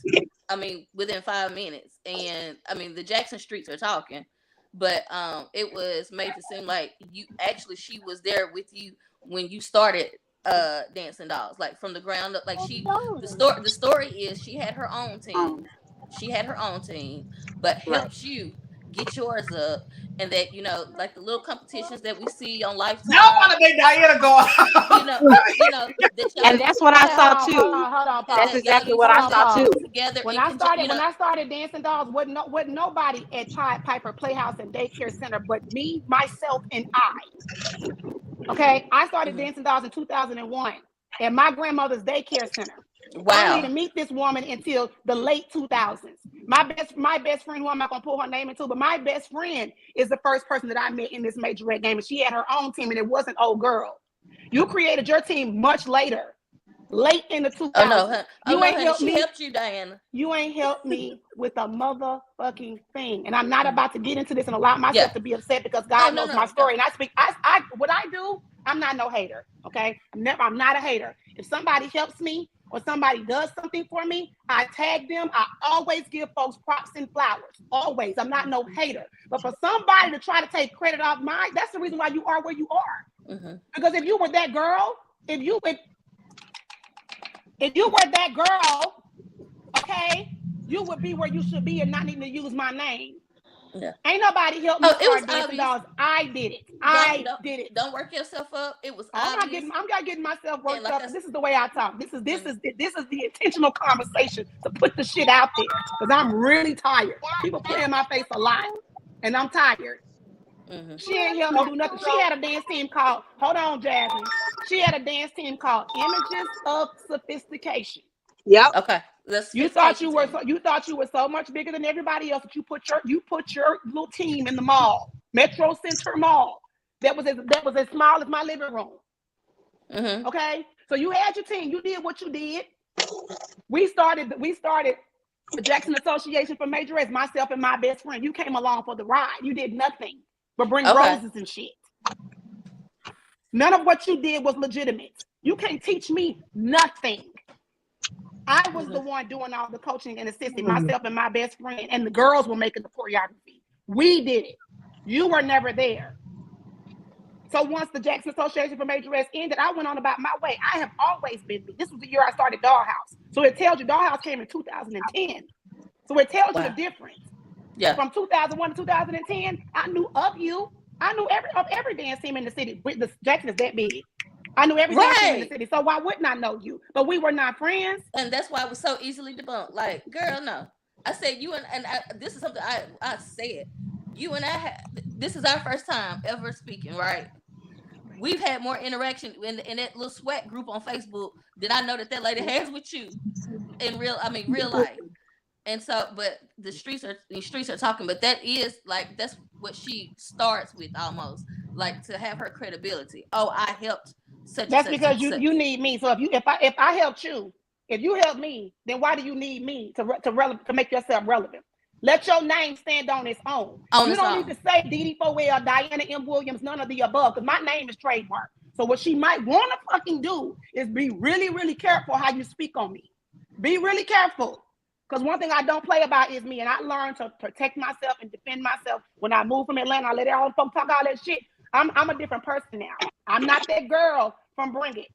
That girl from Bring It let a lot of shit fly because I had to be politically correct. I ain't on TV no more. I can say what I want to say.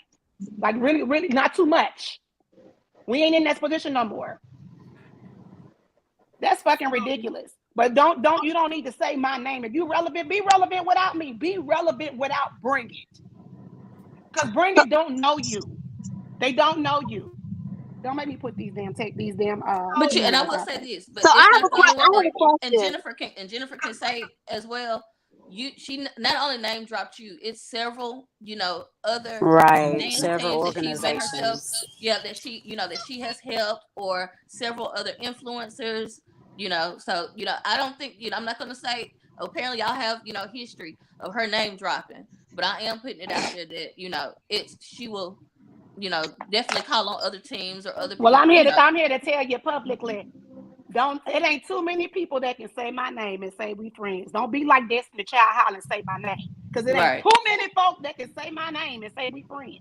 It ain't too many. Well, I got a question, guys. We here now.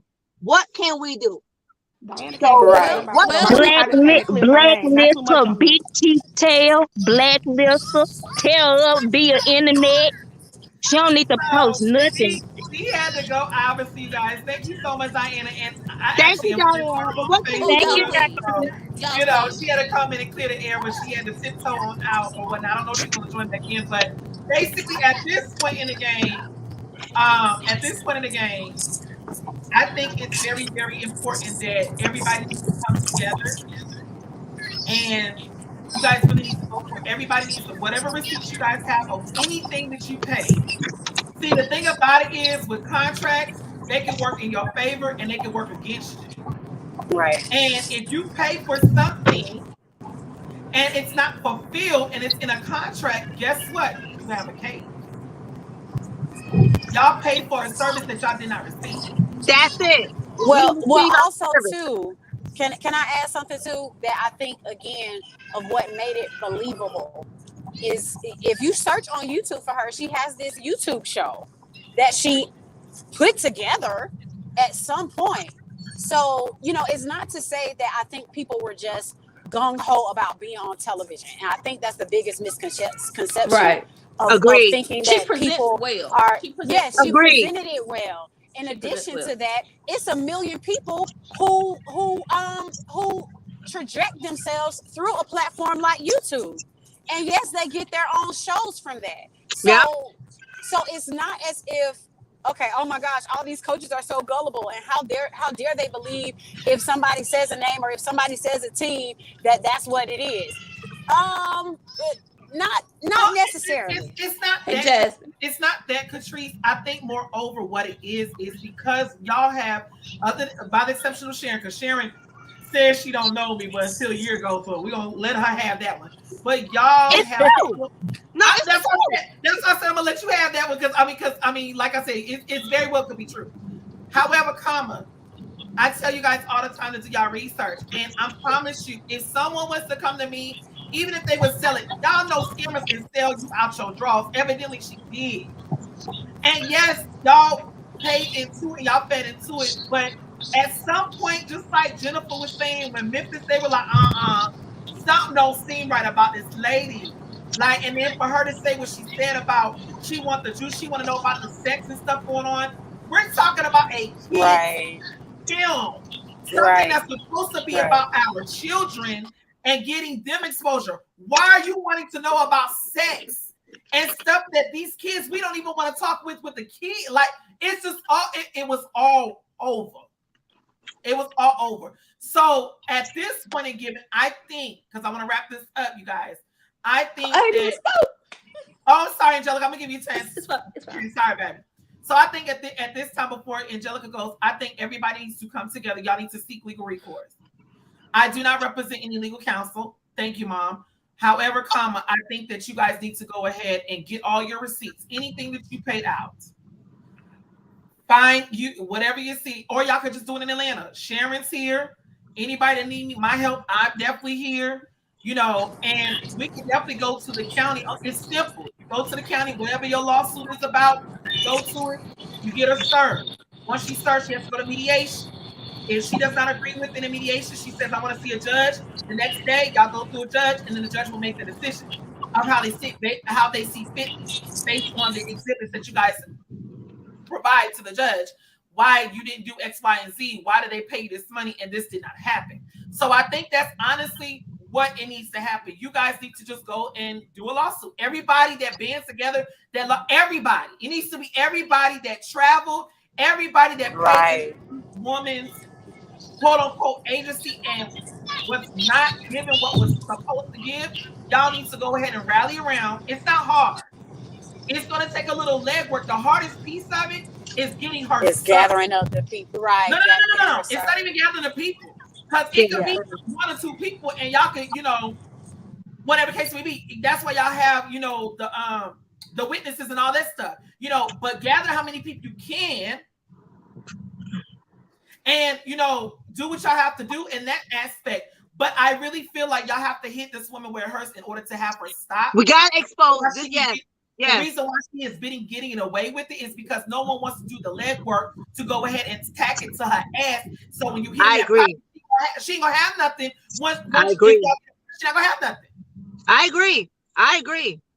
I She's agree. not gonna have nothing. And if you don't have nothing, then you got to go out there and get your ass a job because now you done lost everything that you done stole from everybody. So again, you guys, it's simple as 1, 2, 3. Get the people that was affected. Go to y'all court system or go to the court that she's in, the county she's in. They can find out what county she's in by pulling her up. If she's in, obviously she's in Georgia. File it in the claims court, have her ass served, and that's it. Once she served, because I'm gonna tell y'all what happened. I had to serve somebody. The woman it was one of my ex-parents from years ago in Denver. She knew who was coming after her because she got wind up. She wouldn't accept it. So by the fourth time they try to serve her, she didn't open the door. They served her by force. And she had to show up, and guess what? She was at that mediation. So again, you guys, do the legwork. Y'all just like y'all came together to believe her quote unquote vision, y'all need to use that same energy to get her ass in court and get y'all money back.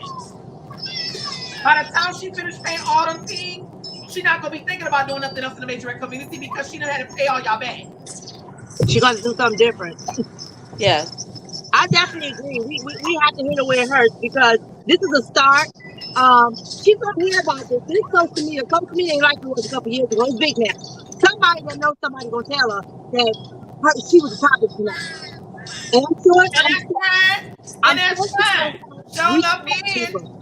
But the thing is, wasn't Listen, it's ways out here to find anybody. Yeah. That was not true though.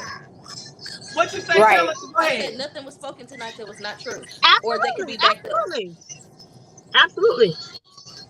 She emailed me today and said she wanted to talk to me, so I don't know what that was about.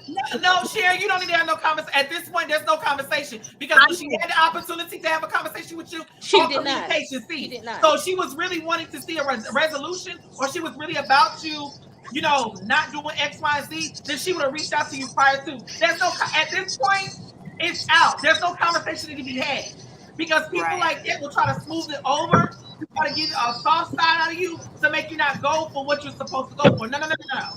I agree. I agree. No, no, Because I no. feel And like, Monica, go ahead and give us your feedback because I don't want Okay, to and miss I'm gonna be your really feedback. fast because I know we're coming on the 2 hour mark. First, I'm gonna show you guys if y'all can see it. What happened? Finally, the app is down. It's on Fire Sticks, but you cannot do anything. Like it's always an error. So I'm just letting y'all know that. So the network, you So, can find. okay, so rewind that again. Say what? Okay, the DTN network. Uh-huh. Okay, her network rather.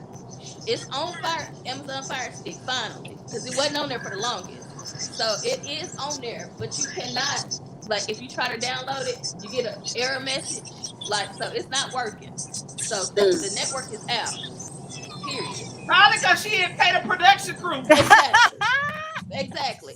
Now here, They didn't pay production, so they She shut ain't that pay the thing bill. look, down. But she ain't got no. She She don't got according no to more Sharon, teams to scale. right, according to Sharon, she don't even got the footage to even put it on there. right. She does not. And this here, look, on my phone here. You can What's see that? that. Look, okay, that was from the Birmingham event where she had a coworker. Well, an employee. I'm sorry, coworker is a stretch. A coworker send the money for the decorations when Jennifer and I had to run out to Walmart. We running around Birmingham like we're not from there now, so we GPS in stores and party stores to go get balloons, this and the other. Well, when she approached us, it was just like no, she told Jennifer, hey, you got your purse on you? I need you to go pick up, XYZ. So it wasn't an ask. It was, I'm telling you to go get XYZ. So she ends up, telling an employee to front her the money. So that was the screen, just a screenshot of the employee sending me money to, go buy the stuff. And we come on back. But the email that you were put up, I'm letting everybody know, sharing whatever. If you guys got a copy of that, I was the one that it was sent to initially. I have no idea why. For the Mississippi group, Jennifer was our point of contact. We got brought in through Jennifer. I'm just with our team. Jennifer to kick you in your ass. Yeah, no. What I'm saying, Jennifer is we work together, so she I'm helping with them. So it really surprised me when I got this anonymous email. And I will say I did email the person back because I didn't want to, honestly, I was afraid. I didn't want it to get spread that far. I initially, sent it to Jennifer just because, first of all, me and Jennifer go back. We're friends before this whole Majorette stuff. But I didn't want it to spread like that because I was worried about the protection of the person that sent it. right. It's out there now. It's unfortunately it's not anything I can do about it. It's gotten spread to this person, this person, this person. But more so than anything, I want to protect that person. Yeah. And so, but yeah, it was the one it got in my email for whatever reason, which, like I said, shocked me, and my husband got it as well. But that shocked us because we're like, if anybody, I would have thought Jennifer and her family, would have gotten it first. Yeah. But okay, that's neither here nor there. But just as Jennifer has been in contact with an employee, I have too. And I won't say male or female. I'm just going to say that because I'm trying to protect people. But this person I've been in contact with, I do feel like have just absolutely been preyed on. So I'm putting it out there that it's not just the talent, because according to our contract, we are the talent through a Vibe Network. Well, the talent agency, we are known as the talent. Well, she's also scamming her employees as well. So just letting it know that the people that are working with her are not with her. Yeah. They are out money. This person, and this is the same employee that and that's why I said I wanted to, because I see y'all side. Y'all are pretty much the patrons of this. Right. I wanted the kind of the inside of the actual people that actually work with her. Right. I did reach out to this person here. I did reach out. I have not. I don't. because they have not broken the agreement yet. Um, because they're under an employment contract. I think they wanted to just remain anonymous right now at this time. And as petty as she is and as spiteful as she is, I think for now that's the best course of action for them not to come on live or make any more statements. My husband and I, we sent our formal termination agreement. Like, so she tried to do anything to us, like, baby, we can take it to court.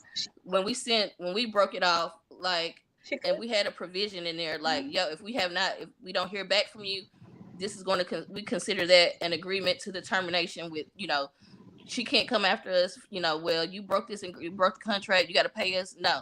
So since she didn't respond to it, we're safe, and we'll go to I'm court. safe. I ain't worried about it. So I'm starting to get more screenshots. So let me read, because it was requested that I reread the email that was sent to you guys, so people that are just coming in can. And then I just this is the one that was sent to me, and that's spread out. So this one I'm just gonna go through it, you guys. So you guys can know exactly what we're talking about, what is actually going on. So this email is warning about the network DTNTV, which is allegedly owned by Shamir Span. For your own well-being, DTNTV has not paid their employees in the past 6 to 8 weeks since they first started working for the company. After 5 weeks of work, Shamir paid 4 employees their first ever paychecks on July 3rd of this year, and all 4 banks have denied. All four banks of checks. I'm gonna say how y'all plainly, the checks bounced, and the employees still have yet to receive their money after mostly solely working for DTNTV around 30 hours per week. Shamir says that this mishap with the 7-3 check is unforeseen, but not paying employees on time or at all has been a pattern with employees for months at least. She has given her employees fraudulent paychecks that she knew were fraudulent and did not care would be denied, and this has just been brought up to the Fulton County Police Department. If you feel that you have been subjected to illegal activity by this company, please reach out to them as well. Shamir has stolen and kept footage and film equipment while blocking employees from calling her to inquire of their due pay and equipment and access to their company, their emails where all their work information proved to be paid and their own shot footage is located and now inaccessible to them without the employees ever having been paid for their footage. Going on to say DTNTV sends its employees out of town often with no hotels or to sleep on Shamir's mother's living room floor. Let me say that again. DTNTV sends its employees out of town often with no hotels or to sleep on Shamir's mother's living room floor. He has female and male employees whom barely know each other sleeping together in rooms. She gives per diems, not the day of, but in the future non-existent check. She asks her employees to pay for now. She asked her employees to pay for it now and to be repaid later. Gas in her own vehicle and for rental car and more, and to drive her the entire way to the set location out of town, there and back, while she sits in the passenger seat. As I'm sure you've noticed, pre-production is disorganized and last minute, and questions often ignored. We now can guess why Shamir has finally admitted in an email to employees that DTNTV has no money. Do we have that email, or is this that email where about the no money? Is there a separate email to say that something about no money? I believe this is the same email. Okay. The same DTNTV has no money, and so she has been cutting corners to the point of lying and stealing footage from filmmakers. DTNTV is still trying to produce shows and hire more filmmakers and clients to dupe their time, talent, and livelihoods into being subjected to unethical practices and stolen footage without the plan to pay. You should have the right to know, unfortunately, the unethical and illegal activity of the film company you are associated with, so you can make aware decisions for yourself and the protection of your company. Now, going on to say this as well, this was just sent to my inbox as we are live. This came from an email sent to one of the teams that were affected. I'm going to have that team's name remain nameless. I was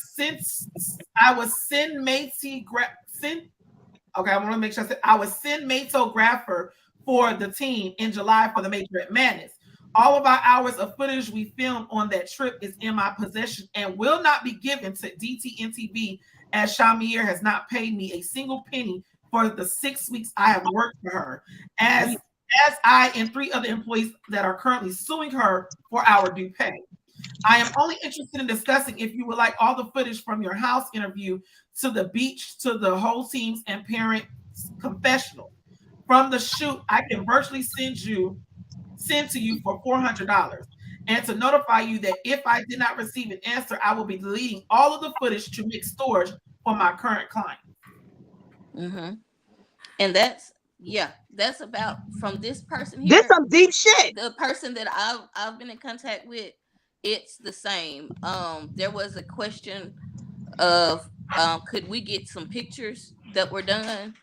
And she at first it was hesitancy, and she was like, you know what, I haven't been paid for my services, so it doesn't matter. But I will say this. I don't know if you guys know. Going back to Birmingham, Sharon. I did tell Jen this. The Cali team. The reason it was an issue, and Shemiar made a few comments there. But this is coming from another employee that told me the reason that they left is because that food that they paid for, they didn't she didn't have their food. She had given that food away to other people that did not buy it because it was so chaotic. She was not checking who had their meal tickets or whatever. She gave all that team's food away. And so what's up? Hold on. Yeah, oh yeah. Yeah. Oh yeah, and we had an employee's children, minor children, that were the ones that were getting. I was talking to my husband, he was reminding me of something. Minor children be the quote unquote security and the ones supposed to be checking the meals. And so that's why that team left, because the boxes were $17, just at $18, I'm sorry. And just as Jennifer said, that it was a sandwich, chips. So going on, And a cup of pickles. what was told to us? What was told to A us? cup of pickles. Right. And what was told was, because that venue that we was at, that was the only restaurant that was we allowed could to get food from. Yes, she said that they had a contract together or whatever, and so anybody that had an event there, if they wanted food, they had to go there. We get their child, and the 2 little white women that was up front. They know everything. They was like, what you talking about? It was like, man, people have weddings and everything else here. You can bring in any outside food. She paid $700 for that room and could have got the bigger one across the hall for $1,200. Right. Not to mention that she upcharged us. We could pull up the menu. The caterers pulled up the menu because the restaurant was just down the street. So I'm on my phone looking. So what she overcharged all of us those meals for at least by $10 or whatever. Doing all that just so she could make a profit, and still ended up owing them. So I was like, God don't like ugly. So that came back on you real fast and real quick. And so I know, again, I'm not trying to waste time because I know a lot of other people talk. So I'm just going to hit these points real quick. So I told you about the Cali team, what they said. Well, another employee that have been working for free, they have not seen a paycheck. Well, they had a relative that they brought in that was supposed to be a host of another television show. Because she was looking, and you guys can verify, in base camp she sent out the message, hey, you guys, we're looking for a host for a new TV show. So they got a relative that brought them on.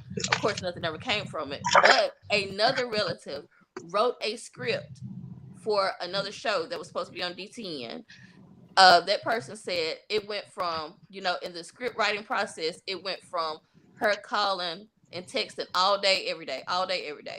When the script was finally completed and turned into Shamiar, now the call ceased when it's time for payment. You hear nothing. So this person had to play the middleman. She would not talk directly to the script writer anymore. Would cease all communication with the script writer and would only talk through the employee. Will tell that person XYZ. Tell them they will get paid XYZ. Still have not seen a check. And wrote a whole script for a television show, you guys. I mean, we're not talking about one episode. The full shebang. So there's that. So now I'm just reading off points. Okay, now this is what got me, and this is what I'm like. I don't mind, because we ain't broke around here. We're blessed and highly favored. So $99, that's what you want to get. That's fine. or whatever. Not to say I wouldn't want my money back, but mind you, you guys, see, Jen, you remember when she brought us on, the $99 was a special for us. The regular price was it 250 or 299, Jennifer? 250. It was like 250, and she told us like we had until like the end of the month to pay the $99. After we didn't do it, then we had to pay the regular price of all the other teams. And I do believe, I don't know who all, but I do know some teams did end up having to pay the 250. But the vibe, and this again, this is fee for the talent agency. Now, again, my husband and I, we're band people. We're band. So our association with dancing is just because the band that Jennifer is associated with, they have a dance team. So that's how we got brought in. Now we know people. We got some connects. So we did our due diligence, and again, she presents very well. So when we asked around, the talent agency part was very legitimate because they, we know some people that were featured on Love and Hip Hop. They did have to be a part of a talent agency before they did the show. So they were like, okay, that's that part there, that's believable. So that's why we were like, okay, well, we may do this. Okay, so but the thing was, they did tell us that after the show comes out, and they, which will be supposed to premiere, I think in March of next year or something like that. But either February 19th. Oh, our show come out February 19th, y'all. Tune in. Stay tuned if you can get it to work, because as y'all can see on my TV, it's an error message. But anyways, I'm disgusted. that next year, we would have to pay the regular price for the 250 for the Vibe Talent Agency for now on. But she was like, but we would get that money back from the royalties from the television show, mind you. What royalties? Like I'm literally hearing what you're telling me, Angelica, and I'm cringing. Yeah, I'm cringing to the fact like my stomach is in knots. Yeah, I'm sick. I'm about to get off. I'm getting sick. I'm listening to this and I'm like, look, she sent me an email saying we need to talk. Y'all, she has employees. Sharon don't have no communication with her. Don't do it, Sharon. Don't do it. I'm not. She has. I'm not. And I, y'all, this is narcissistic and it's predatory behavior, because when I was in contact with this person and I told them. Here you go. I told them that it's an issue. No, ma'am. I said that she has employees that needed this extra money for their mom and school. She has employees that don't have anywhere to stay.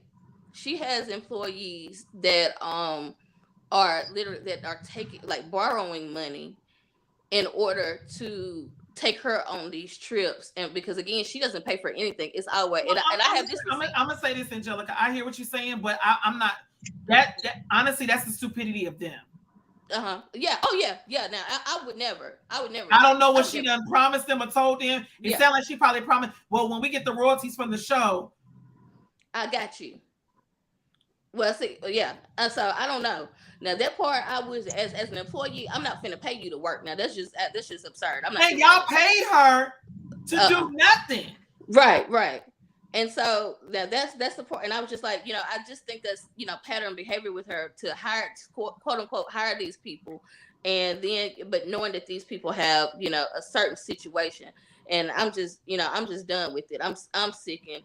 But to know that again, I don't know nothing about dancing. Like Jasmine, like just the other day, I just found out about you when Jennifer sent me the link. So it's I can honestly say I'm a newbie, but the thing about it is, like, she presents well. So but my issue is with it all is just the fact that, okay, she has had. I learned something tonight that you said this goes back to like 2018 or whenever when she was scamming.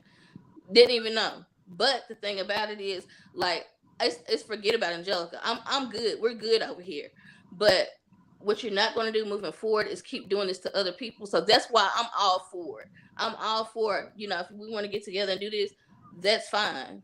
Like, let's absolutely do it, because at this point it has to stop. It has to. And unfortunately, like I said, she knew who to get. She knew who to reach out to. That's just like some of these uniform vendors. They know who to get. They know who to go to. They know who to get. Yeah. Because these new teams, they not gonna know. Only thing they want is something that they feel like it's a deal. It's a steal. And most of the time, if it's a steal, it's a scam. But Jasmine, the sad thing about it is social media is hell now. It's easier for us to find out things. I don't think that she's going to be able to do this again like this, even to a new team, because these platforms are here now. We know they're here, and social media is hell. Do you hear me? Hey, Hell. Sharon. Well, Sharon. I've already typed up the situation at hand. This is her second go round. I don't know if there's any other go round, but 2018, and now she's hit it in 2022. Okay. So if anybody reaches Hey, me Sharon, about did you guys pay for the cruise? Can I ask you that? No, I Okay, wasn't. she did no, have but invoices. Jennifer said, Jennifer, y'all didn't pay for it? Okay, I was the one that broke the news. I was the one that broke it. Oh, when we we were going looked to. into it, she gave us the contact person to book the room. So when we called that person, it was a wrong number. It was someone the who wrong sells number. insurance and cable. So Whoever I took did it. it. Right. I took it So upon myself. then we looked it up, and that cruise, Bahamas Paradise, was out of business. It was completely out of business, and it got bought out by Margaritaville. Well, I wasn't doing the cruise because he had an all white, and my parents went. They told me what it looked like. You not finna take me in the middle of the goddamn fucking ocean, and you can't do an event and give people hot food. You're not finna take me on no cruise. So I wasn't gonna go nowhere. I told her from the get go, I'm not going. Yeah, so this is how it happened. When I called Jennifer, it took me 2 days to discover it.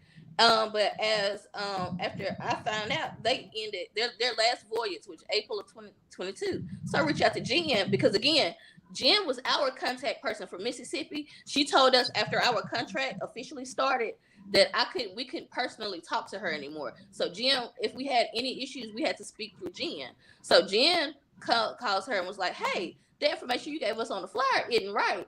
Whatever. Y'all didn't read that flyer good. It's on there. It's on there." And Jennifer was like, "No, we read it good. I'm telling you what's on there." Like, nah. So again, I go back and I was like, "Oh, this another company took over for these people or whatever." And see, we had a little code. If you were to book, we were supposed to give them this code, and this was the prices or whatever. Child, when doing that, turns out that she had tried to upsell the doggone cruise or whatever. She was going to pocket that money. So Jen is telling her like, "Oh, baby, she is trying to get y'all hand over." So Jen was like, "Hey, yo, she calling up for COVID. Hold on, Sharon. That cruise company was bought out through somebody else." "Oh, I knew that. I knew that." Ain't that what she said, Jen? "I knew that." But it's the same person that's supposed to be working on there. "No, baby, you did." But see, again, we were supposed to be crazy. Y'all don't know how to read. Y'all just didn't read it good. But I knew that. No, you didn't. No, you didn't. But either way, I don't care what dealings she had. I don't know if she had any dealings with the new company. I don't think somebody she did. said along with $85 for the events on the cruise. Was that supposed to be admission?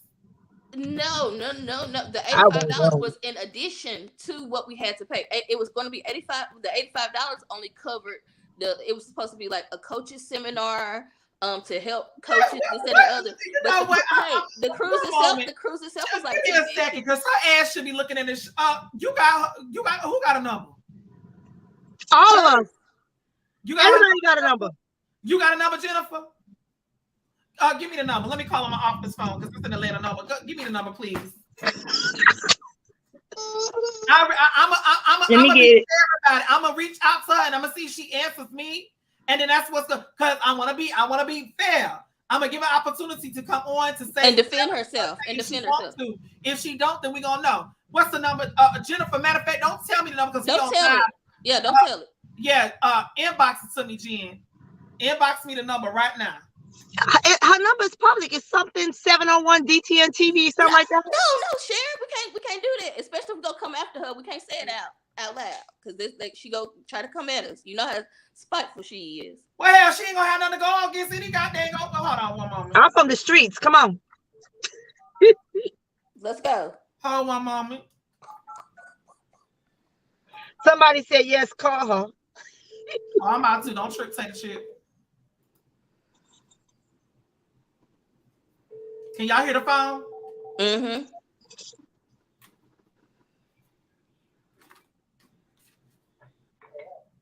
Hello, can I speak to Shamier Spin? Hello? Hi, Shamier. This is Jasmine from the Majorette, the blog. We are actually having a conversation about you. I wanted to bring you up. I wanted to actually bring you on the platform because you have a lot of disgruntled coaches regarding the actions of as of late. So I wanted to be fair to give you an opportunity to speak your piece.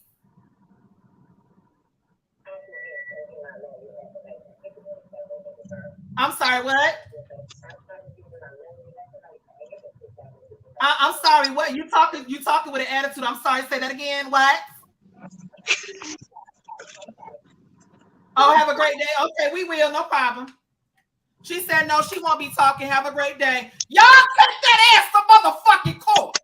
Take her ass to court. I called her trying to be diplomatic about it. She want to get nasty and stink in the fucking attitude. Take that motherfucker. That's why I said she needs these hands. Yeah. She needs these hands. For every single piece of dime she stole from y'all. Mm-hmm. She needs hands. Diana, I'm gonna send it to you. Check your inbox, D. I'm gonna send it to you right now. I'm sending it to you right now. Thank you, Diana, to help us. What she want? She straight up told me, she had an attitude. I won't be discussing anything. Yeah, I could be discussing nothing with y'all. What you send Diana? The email? No, Diana asked. She gonna make a post about it in the morning. She posted it 2 days ago. She did 2 days ago. It was like I'm still. She posted up all the comments. She said don't block. She said don't block them. Let them see you. So I said something. She blocked me. Why block me? Let me see you. Let me see you. Child. She barked up the wrong tree this time. Well, word on the street is that instead of being worried about this Majorette stuff, she need to be worried about her relationship with the daughter. Her daughter. I heard. Well, hell, let's drop the juice. What the hell going on with the daughter? We already there. She don't fuck with her mama. That's it. No. Period. Cause her mama a scammer. No relationship. It's really sad. It is. It is. Y'all, Mama, I did what you told me to do. You said with my platform, I have to give all parties involved an opportunity to speak. Y'all heard what the helper just said. She got real when she found out. That's how I know she know me. Because she got real nasty when she found out it was me. And that's why I was like, excuse me, what you said? All I heard was, I'm not doing nothing. I'm not coming nowhere. You can stop calling my name. Something she said, okay, cool. Take that ass to court. Yeah. I'm telling y'all better take that help for the court for every piece of dime that y'all lost. I'm telling y'all now. At this point, because she just showed y'all, she don't give a damn. She don't care. She got what she wanted from y'all. She don't. She did. She absolutely did. She absolutely did. Put some fire up under that behind and take her behind to court for every dog. And I would send what you say, Mama? I would sue her ass for punitive damages. Yeah. Sue her for punitive. Me and Jay Alexis for the hotels y'all pay. Sue her for everything y'all lost. Jim, don't forget we were supposed to have our spin-off show, right? And I'm gonna come yeah, so this is how the show works. She said I'm bringing in 10 teams. We're gonna do a reality show. Whichever one gets kind of like the best. Stop, really. Whichever one kind of get the best ratings, that's the one who will get their own spin-off show. So it'll be 4 teams to get their own spin-off show. How you got a spin-off show and you ain't even had a successful season? Child, and so then we was like, okay, well, we don't really just have a dance team, we have a band. Now let me tell you this, she was like, oh, I know how to work with bands. I used to film Jackson State. Child, not knowing. Baby, these houses is nothing but the boom.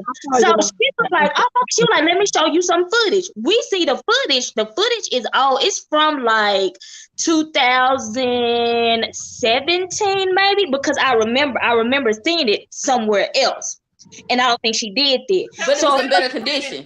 This has just got too good. Let me do this because y'all, we are providing y'all with so much valuable information. So please let's take a quick moment to go ahead and bless Lady Jazz a little bit, y'all. So please make sure y'all bless the platform. I got you, Jazz. Look on my Cash app, because baby, you can't get this nowhere else. You can get a little bit, but you can't get this everywhere else. So let me go to my Cash App and see if anybody has answered the assignments.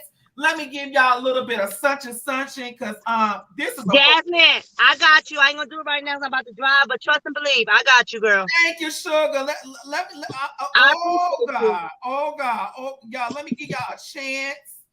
Let me give y'all a chance. Let me give y'all a chance, honey.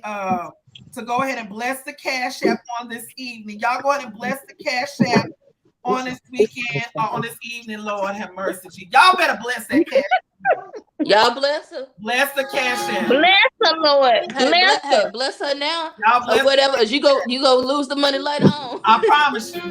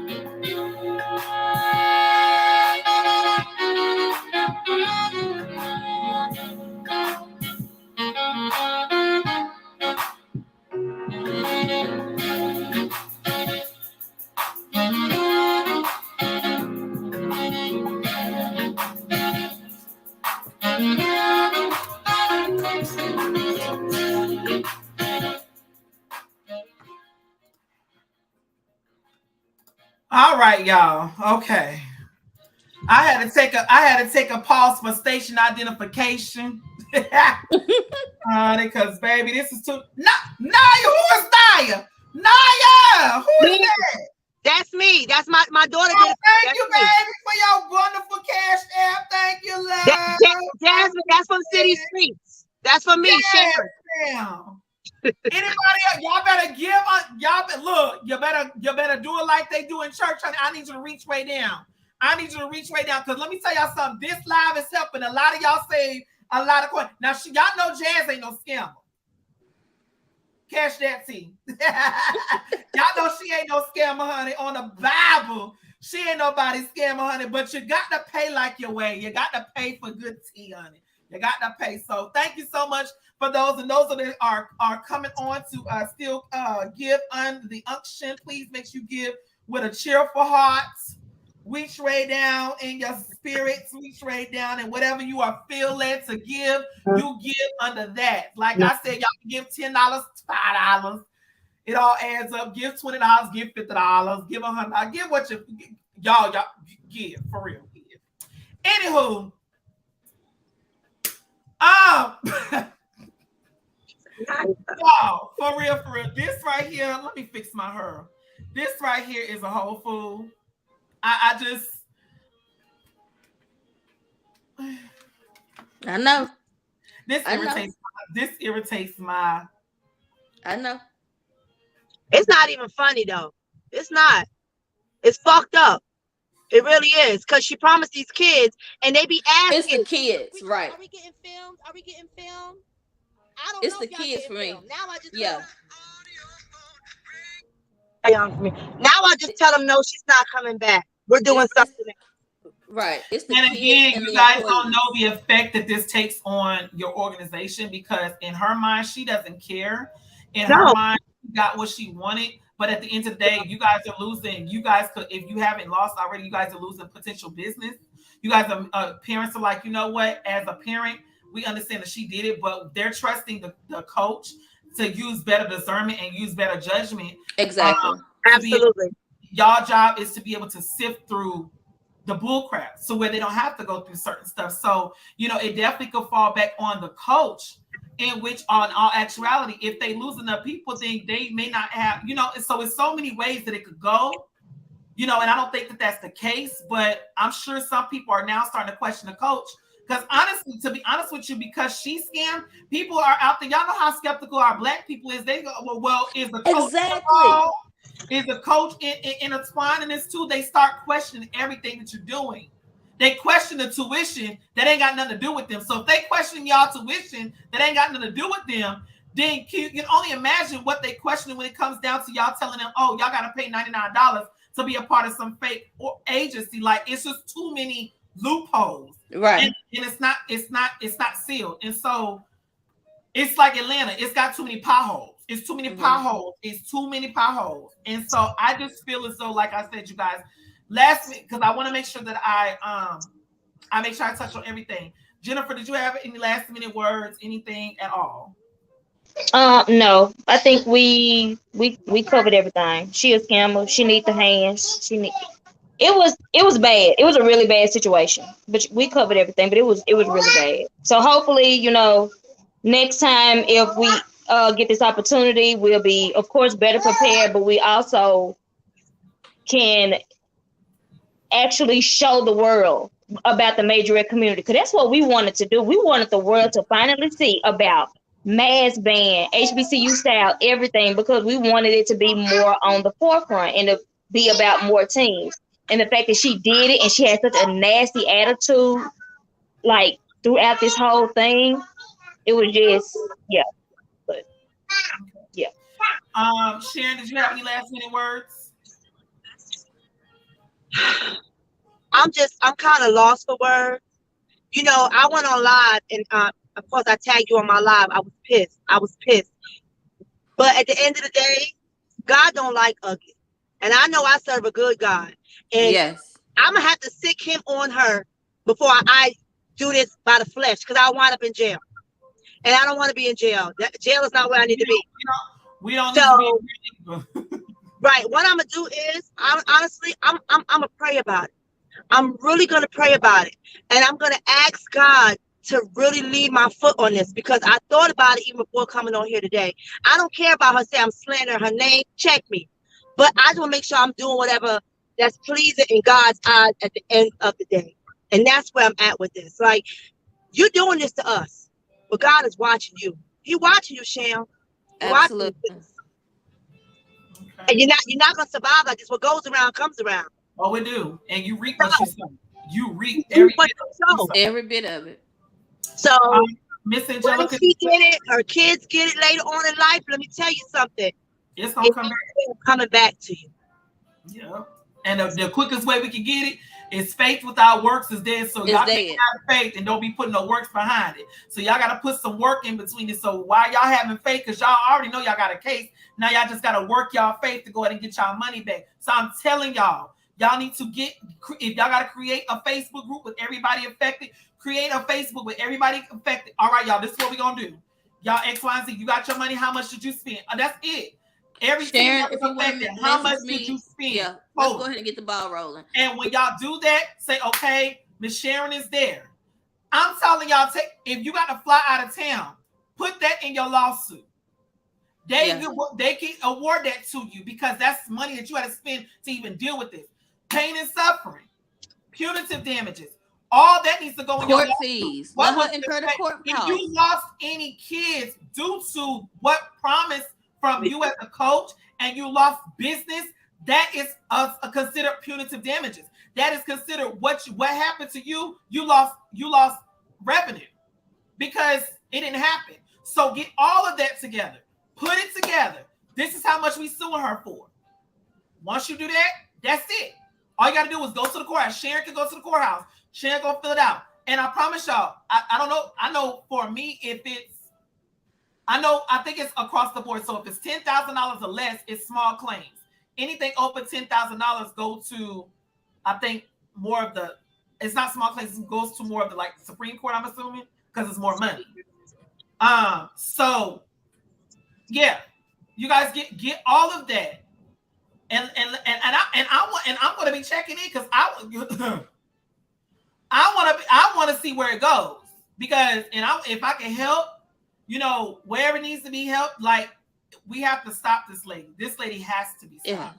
Yeah. This is her second time with this foolishness. We passed at least 20,000 in the hole. Yep, Alexis, get all of that. And y'all have to. And one thing they're going to want to see, they're going to see everything you spent regarding this. So if it was plane tickets, if it was hotels, if it was ticket sales, anything that y'all spent, they're going to want to see y'all exhibits. I'm telling y'all what I know. And as long as y'all have y'all stuff in order, she's not going to have no leg to stand on. So they're going to require her. And I'm going to tell y'all about the court system. When I took someone to court, they gave that help for 7 business days. They said, if you do not pay this woman her money within 7 business days from today, they will go ahead and send a bench warrant for your arrest and you will be picked up. So either way, she could go to jail and still have to pay it, or she could just say, oh, I'm not going to jail and pay it. Whatever the case may be. But y'all need to go forth into making sure that this woman gets everything that y'all lost, get it back. Okay. Okay. So with that, go ahead. One last thing is that, I don't know if you realize this, but the contracts were each individual person. She didn't do it by teams. It was each individual person. But they were still a part of the team. So even with the individual persons, y'all could put that in all in one lump sum. Because you guys are the directors and the coaches, each person that's still paid, y'all think, that's why I said, everybody, the coaches know what was spent. They know what parents paid for their child. So everything that was paid, every team needs to get that as a whole, so they know exactly what y'all are taking to court for. And you guys have that documentation of what they paid. Yeah. And then she said she got y'all kids' social security number. Lord, yeah, see. I ain't even worried about that.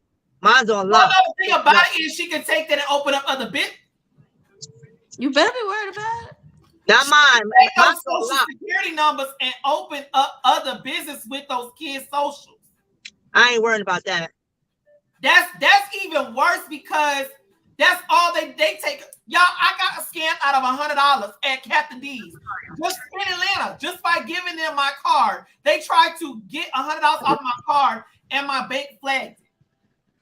And that's $100 at Captain D's because they were going to try to reverse the transaction to take the money out of the register. I knew what was going on, and they had to send me a new card. So trust me, these scammers in Atlanta, oh baby, they are professionals. Y'all just better lock y'all kids' social security number. Lock them, because I got a lock on mine. Then you can't do nothing. You cannot pull nothing with her name on it. It's not gonna happen. So y'all better lock y'all kids' social security card if y'all gave it to her. Jennifer, did any of your people get a social security numbers? I don't know, but I will check. A lot of the dancers said they didn't even do the contract. Oh, y'all say y'all didn't even do the paperwork. I did. I didn't give her my social security number. Yeah, I didn't give her mine. I didn't give her mine. She had their kids fill out the W-9 form, which you got. Oh no, no. Y'all didn't. Yes, I did. I filled out the W-9. Oh wait, no, I did. So did I? I did. So she said, "Me who filled out all the paperwork gave a social security number." Yeah, we did on those I-9s. Yeah, it's on there. I don't remember that being in ours. The I-9s for payment. She did. She sent out the I-9. It was in the contract. It's in there. But I have a copy of the contract. Yeah, me too. I'm sure I'm gonna pull it up. It says W-9 on top of it, and it's for information when you're paying a contractor, and they are contractors. So she do have it. She has it. Well, yeah, I have a lock on mine as well. So, well, just lock your kids on too, because like I tell you, I do taxes, and I can tell you some horror stories. Well, I want to first of all say thank you so much to Coach Diana Williams, Misty, Dee Foel herself for coming on and clearing her name. She said one thing about it, she was going to clear her name. And I also want to thank all of my guests that came on. Deanna, Miss Jennifer, Miss Angelica, Miss Sharon. Thank you guys so much for coming on and being able to tell y'all story. We gonna sock it to that ass. We're gonna make sure that y'all get everything that y'all lost back, you guys. So again, thank y'all so much for tuning into the Majorette T. T stands for teaching, E stands for educating, and A stands for bringing awareness. And that's exactly what we do. So without further ado, we will see you guys next time on another episode of the Majorette T. Thank you, Jasmine. T stands for teaching, E stands for educating, and A stands for bringing awareness. And that's exactly what we are doing.